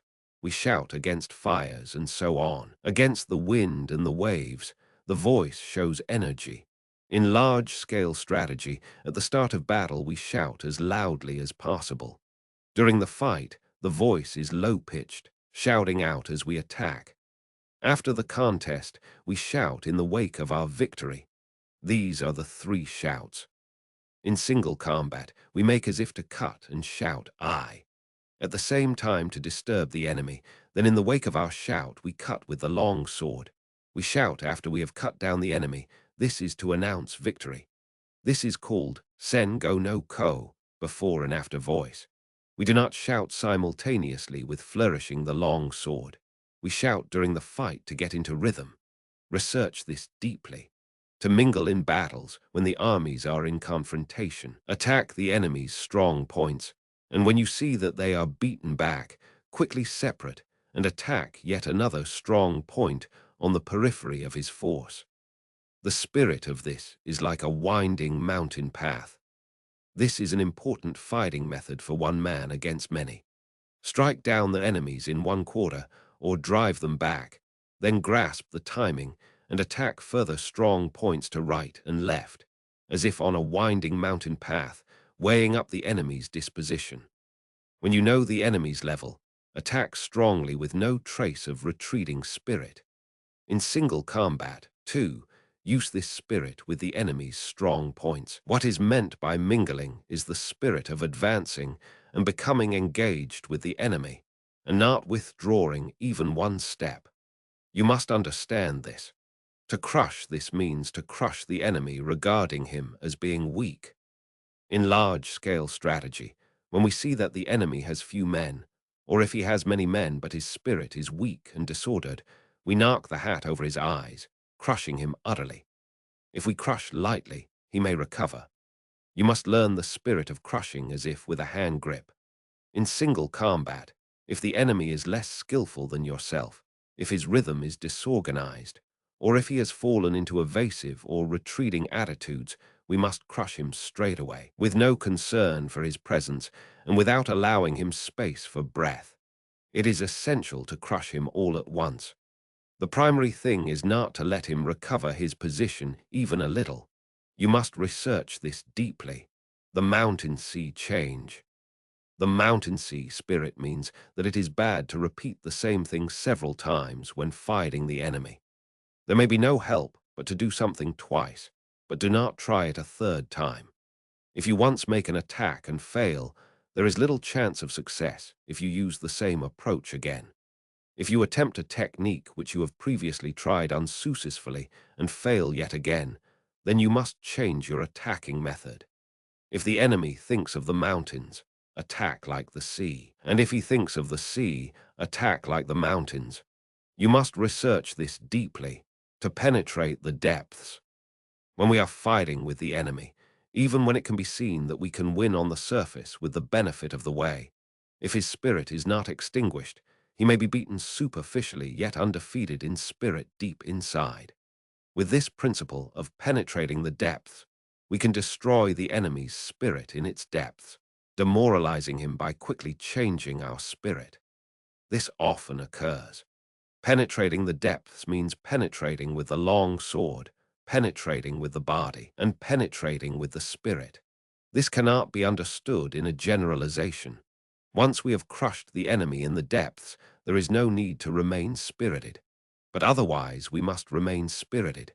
If the enemy remains spirited, it is difficult to crush him. You must train in penetrating the depths for large-scale strategy and also single combat. To renew. Where there is no possible resolution, we must abandon our efforts, think of the situation in a fresh spirit, then win in the new rhythm. To renew, when we are deadlocked with the enemy, means that without changing our circumstance, we change our spirit and win through a different technique. It is necessary to consider how to renew also applies in large-scale strategy. Research this diligently. Rat's head, ox's neck, and we have become occupied with small points in an entangled spirit. We must always think of the way of strategy as being both a rat's head and an ox's neck.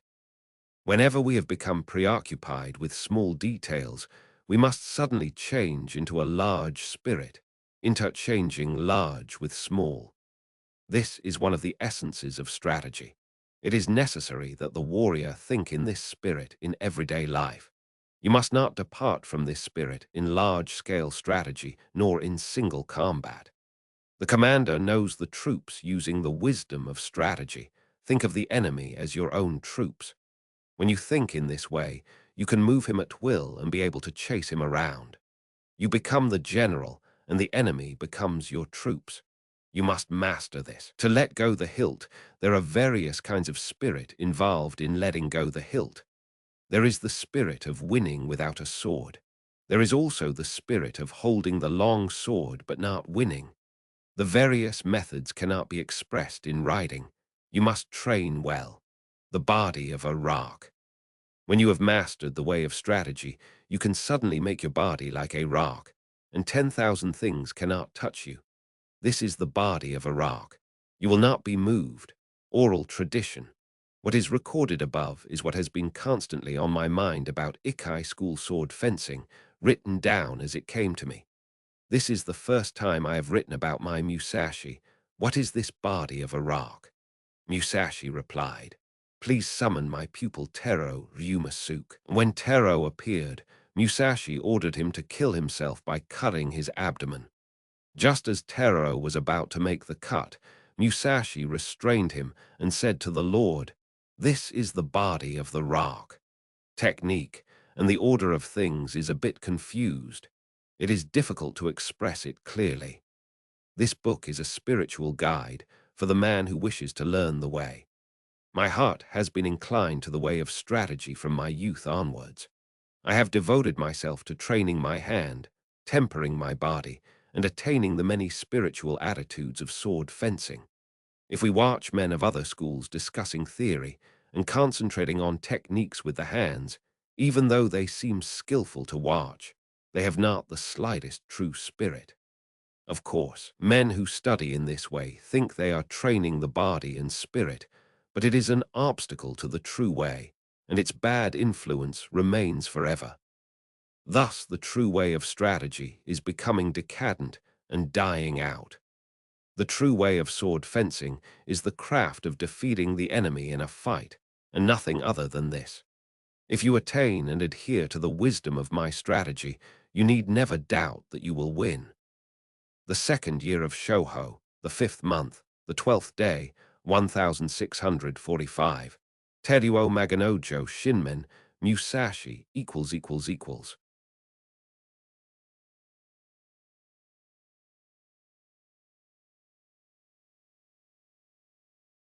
This section, the Wind Book, serves as a masterful piece of strategic rhetoric, not just detailing sword fighting techniques, but establishing a comprehensive philosophical doctrine of conflict itself. The author's core argument is that true strategic skill, whether on the battlefield or in life, is derived not from the length of your weapon, the sheer quantity of your moves, or the perceived strength of your approach, but entirely from the straightness and unwavering nature of your spirit. He systematically dismantles the doctrines of competing schools, those obsessed with the long sword, those focused on flashiness, or those who prioritize dexterity, dismissing them all as limited because they treat the conflict as merely a mechanical puzzle. For the author, the ultimate objective is singular, to disrupt and defeat the enemy's will, and all techniques must be guided by this single, clear purpose.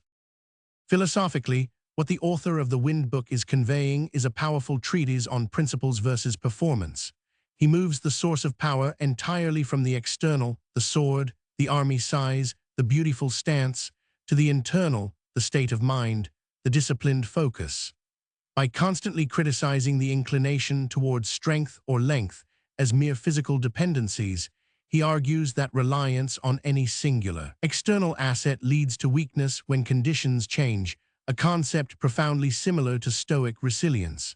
In Stoic terms, the author demands we anchor our self-worth and our strategy in virtue, the straight spirit, rather than preferred indifference, the long sword, the perfect technique. The essence of the way, therefore, is not to win a specific fight, but to approach all conflicts, large or small, confined or open, with unshakable composure and a focus solely on the necessary action. For us, the listeners, the wisdom here transcends the battlefield entirely. When you listen to this section, think of any conflict in your own life, a challenging conversation, a difficult professional hurdle, or a personal struggle. The text is urging you to discard the temptation of the longsword approach, relying on overly elaborate plans, perceived superior status, or the sheer length of your argument. Instead, focus on the short, vital point of connection. Remember the principle of the straight spirit. Remain clear, unswayed, and solely focused on the necessary action needed to achieve resolution, stripping away the vanity, the flair, and the complexity that only distract you from the core truth of the matter. In strategy, you must know the ways of other schools. So I have written about various other traditions of strategy in this The Wind book. Without knowledge of the ways of other schools, it is difficult to understand the essence of my Ikai school. Looking at other schools, we find some that specialize in techniques of strength using extra-long swords. Some schools study the way of the short sword, known as kodachi. Some schools teach dexterity in large numbers of sword techniques, teaching attitudes of the sword as the surface and the way as the interior. That none of these are the true way I show clearly in the interior of this book, all the vices and virtues and rights and wrongs. My Ikai school is different. Other schools make accomplishments their means of livelihood, growing flowers and decoratively coloring articles in order to sell them. This is definitely not the way of strategy. Some of the world's strategists are concerned only with sword fencing and limit their training to flourishing the long sword and carriage of the body. But is dexterity alone sufficient to win? This is not the essence of the way. I have recorded the unsatisfactory points of other schools one by one in this book. You must study these matters deeply to appreciate the benefit of my Nai to Ikai school. Other schools using extra-long swords. Some other schools have a liking for extra-long swords. From the point of view of my strategy, these must be seen as weak schools. This is because they do not appreciate the principle of cutting the enemy by any means. Their preference is for the extra-long sword, and relying on the virtue of its length, they think to defeat the enemy from a distance. In this world, it is said, 1 inch gives the hand advantage.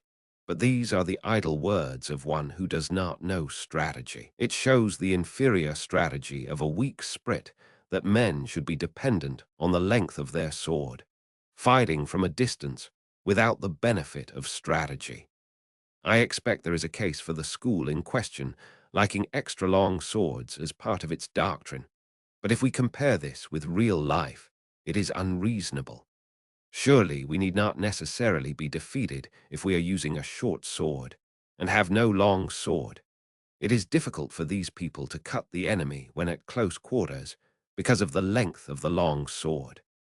The blade path is large, so the long sword is an encumbrance, and they are at a disadvantage compared to the man armed with a short companion sword.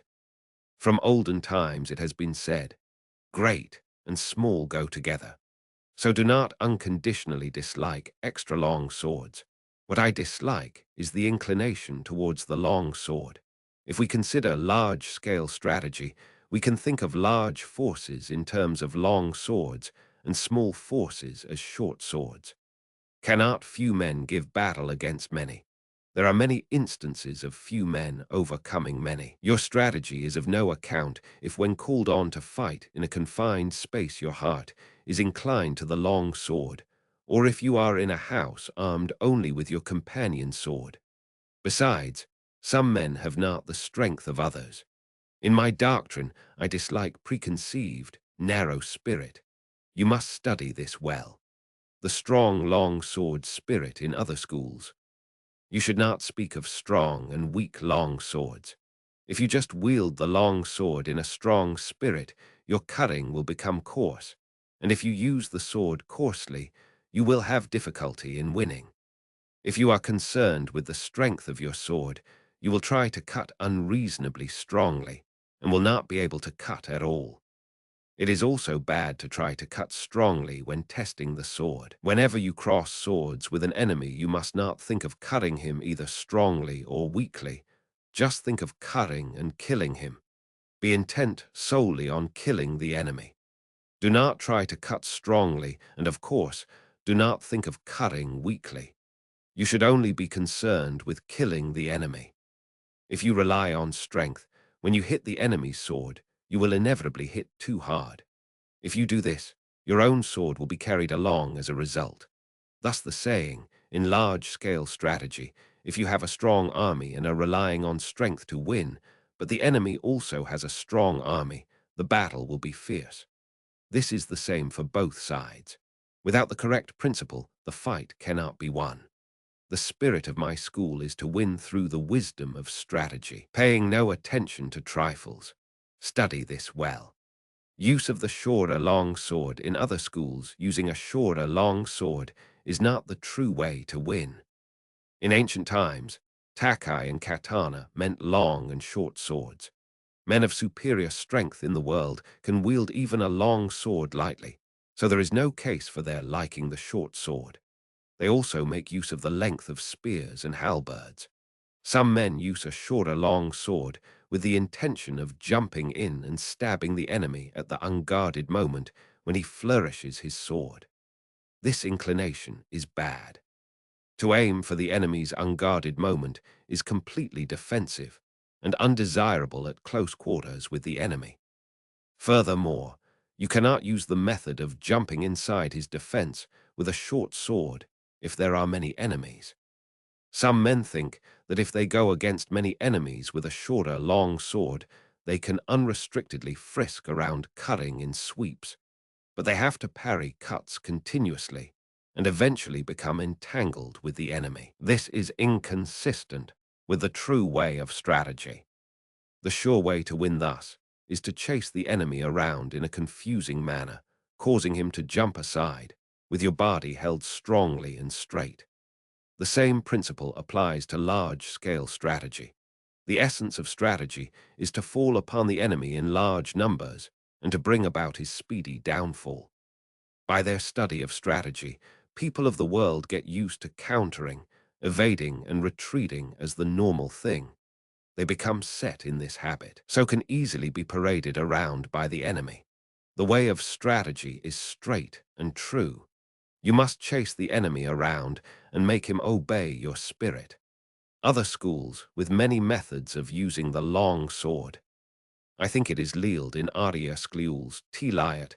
There are many methods of using the long sword in order to gain the admiration of beginners. This is selling the way. It is a vile spirit in strategy. The reason for this is that to deliberate over many ways of cutting down a man is an error. To start with, killing is not the way of mankind. Killing is the same for people who know about fighting and for those who do not. It is the same for women or children, and there are not many different methods. We can speak of different tactics such as stabbing and mowing down, but none other than these. Anyway, cutting down the enemy is the way of strategy, and there is no need for many refinements of it. Even so, according to the place, your long sword may be obstructed above or to the sides, so you will need to hold your sword in such manner that it can be used. There are 5 methods in 5 directions. Methods apart from these 5, hand twisting, body bending, jumping out, and so on, to cut the enemy, are not the true way of strategy. In order to cut the enemy, you must not make twisting or bending cuts. This is completely useless. In my strategy, I bear my spirit and body straight and cause the enemy to twist and bend. The necessary spirit is to win by attacking the enemy when his spirit is warped. You must study this well. Use of attitudes of the long sword in other schools. Placing a great deal of importance on the attitudes of the long sword is a mistaken way of thinking. What is known in the world as attitude applies when there is no enemy.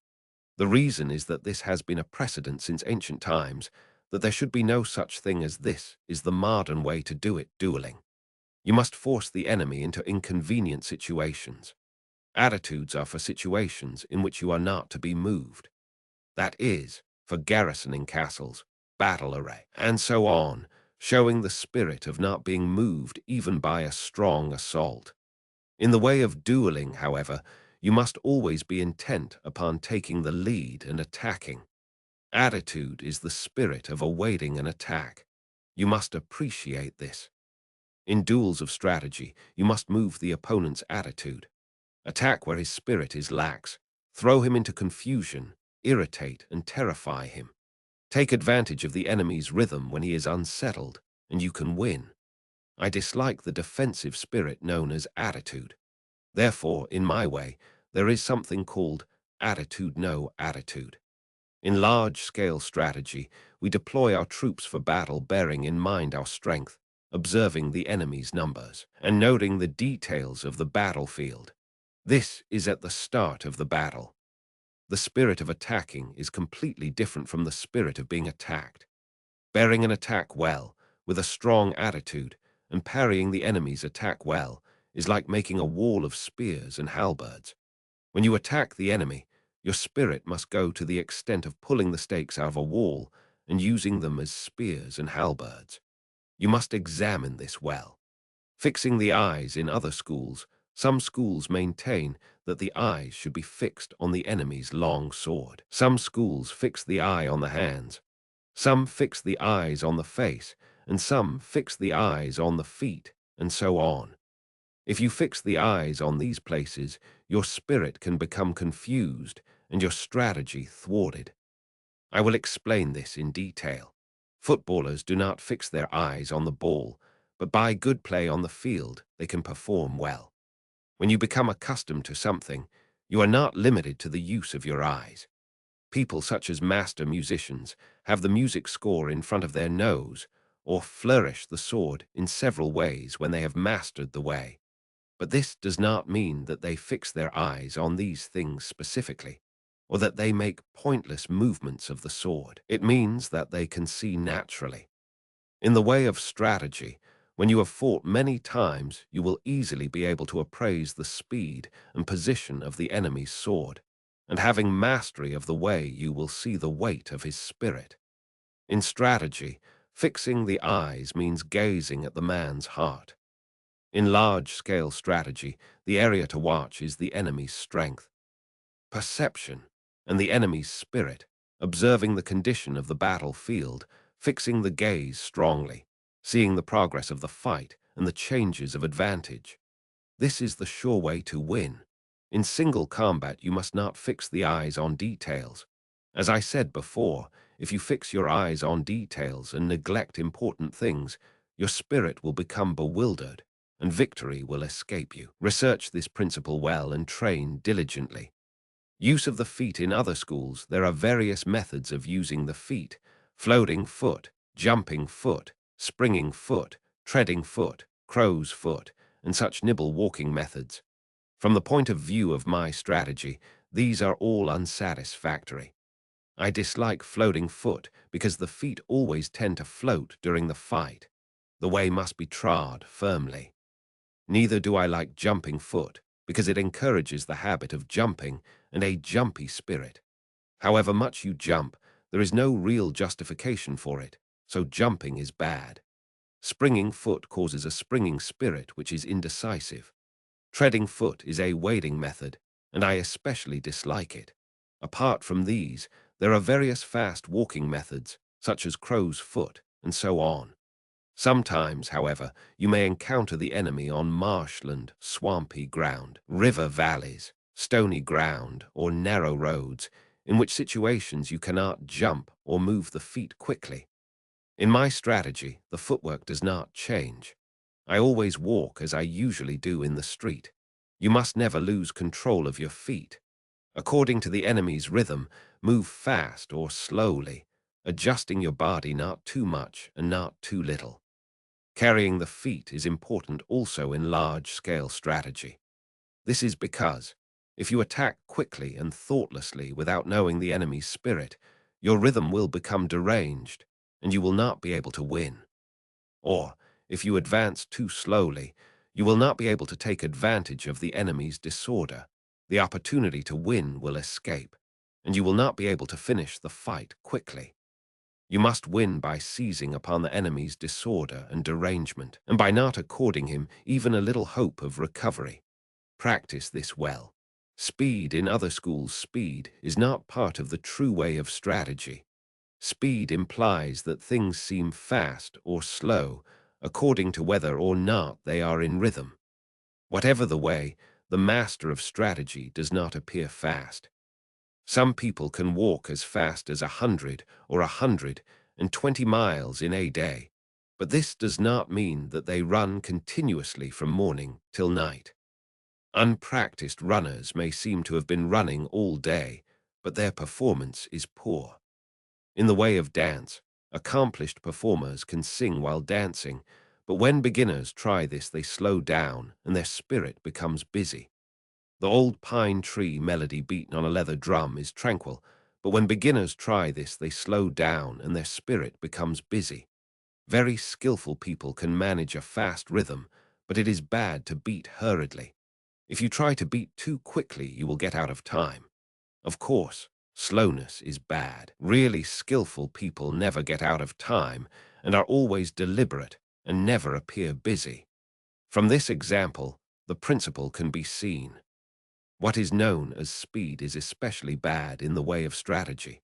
The reason for this is that depending on the place, marsh or swamp, and so on, it may not be possible to move the body and legs together quickly. Still less will you be able to cut quickly if you have a long sword in this situation. If you try to cut quickly, as if using a fan or short sword, you will not actually cut even a little. You must appreciate this. In large-scale strategy also, a fast, busy spirit is undesirable. The spirit must be that of holding down a pillow, then you will not be even a little late. When your opponent is hurrying recklessly, you must act contrarily and keep calm. You must not be influenced by the opponent. Train diligently to attain this spirit. There is no interior nor surface in strategy. The artistic accomplishments usually claim inner meaning and secret tradition, and cutting with the interior. When I teach my way, I first teach by training in techniques which are easy for the pupil to understand, a doctrine which is easy to understand. I gradually endeavor to explain the deep principle, points which it is hardly possible to comprehend, according to the pupil's progress. In any event, because the way to understanding is through experience, I do not speak of interior and gate. In this world, if you go into the mountains and decide to go deeper and yet deeper, instead you will emerge at the gate. Whatever is the way, it has an interior, and it is sometimes a good thing to point out the gate. In strategy, we cannot say what is concealed and what is revealed. Accordingly, I dislike passing on my way through written pledges and regulations. Perceiving the ability of my pupils, I teach the direct way, remove the bad influence of other schools, and gradually introduce them to the true way of the warrior. Gate. A student enrolling in a school would pass through the gate of the dojo. To enter a teacher's gate means to take up a course of study. The method of teaching my strategy is with a trustworthy spirit. You must train diligently. I have tried to record an outline of the strategy of other schools in the above 9 sections. I could now continue by giving a specific account of these schools one by one. The reason for this is that different branches of schools give different interpretations of the doctrines. Inasmuch as men's opinions differ, so there must be differing ideas on the same matter. Thus, no one man's conception is valid for any school. I have shown the general tendencies of other schools on 9 points. If we look at them from an honest viewpoint, we see that people always tend to like long swords or short swords, and become concerned with strength in both large and small matters. You can see why I do not deal with the gates of other schools. In my Ikai school of the long sword, there is neither gate nor interior. There is no inner meaning in sword attitudes. You must simply keep your spirit true to realize the virtue of strategy. 12th day of the 5th month, the 2nd year of Shoho, 1645. Teruo Maganojo Shinmen, Musashi, ====.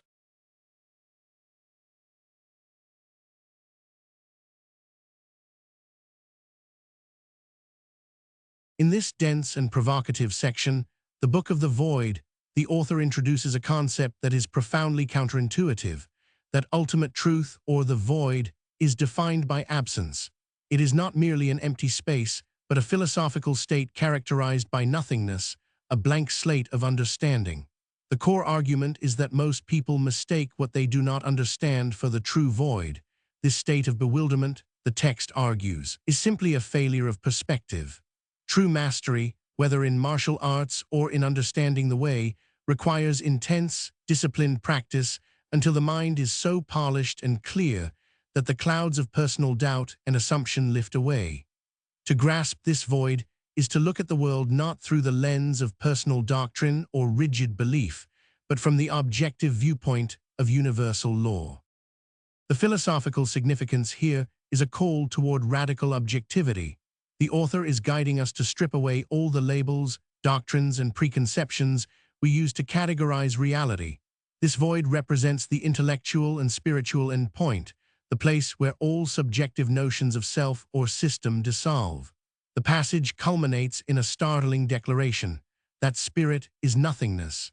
This doesn't mean a loss of self, but rather the release from the need for a fixed, solid self to validate one's existence.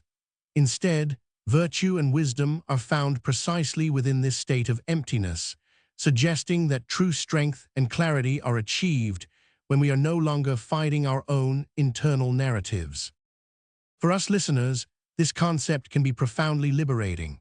If we connect this void to Stoic thought, we see a remarkable parallel in the practice of understanding the things that are truly within our control. The void is the realization that our peace is not dependent on external successes, specific beliefs, or even our current understanding of the universe. It is the freedom found when we stop fighting our own ignorance and embrace the cold, clear discipline of objective observation. When you feel overwhelmed by confusion or overwhelmed by strong emotions, those moments of bewilderment, remember the void. It is the invitation to pause, strip away the doctrines of your mind, and simply observe what is, detached from what you believe should be. That disciplined clarity is the path to enduring wisdom. The Nai to Ikai way of strategy is recorded in this the Book of the Void. What is called the spirit of the void is where there is nothing. It is not included in man's knowledge. Of course, the void is nothingness. By knowing things that exist, you can know that which does not exist. That is the void. People in this world look at things mistakenly and think that what they do not understand must be the void. This is not the true void. It is bewilderment.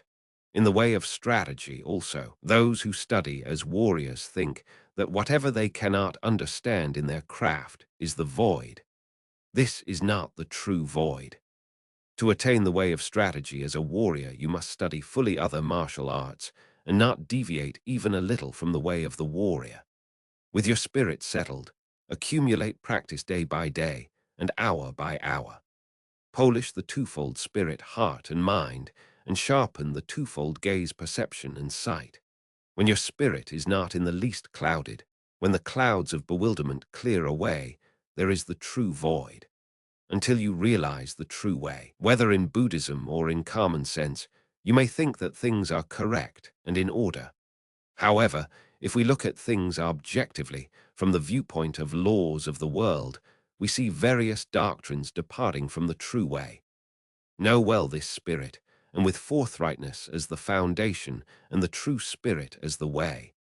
Enact strategy broadly, correctly, and openly. Then you will come to think of things in a wide sense, and taking the void as the way, you will see the way as void. In the void is virtue and no evil. Wisdom has existence, principle has existence, the way has existence, spirit is nothingness. 12th day of the 5th month, 2nd year of Shouho, 1645. Teruo Maganojo Shinmen, Musashi the End.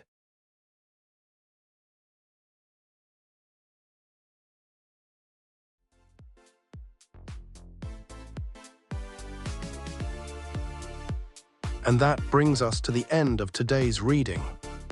The ideas you have just encountered are not meant to rest quietly on the page. They are meant to travel with you into your decisions, your conversations, and the quieter moments of reflection that shape who you are becoming. Great literature does not ask for your agreement, it asks for your attention, and if you have given it that, something has already shifted, even if you cannot yet name what. This is the work of Mind Forge Audio, not simply to deliver words, but to forge the kind of thinking that endures. If this reading has stayed with you, share it with someone who would value it. Subscribe to the channel and join us again for the next great work in the series. Until then, keep thinking deeply and keep forging your mind.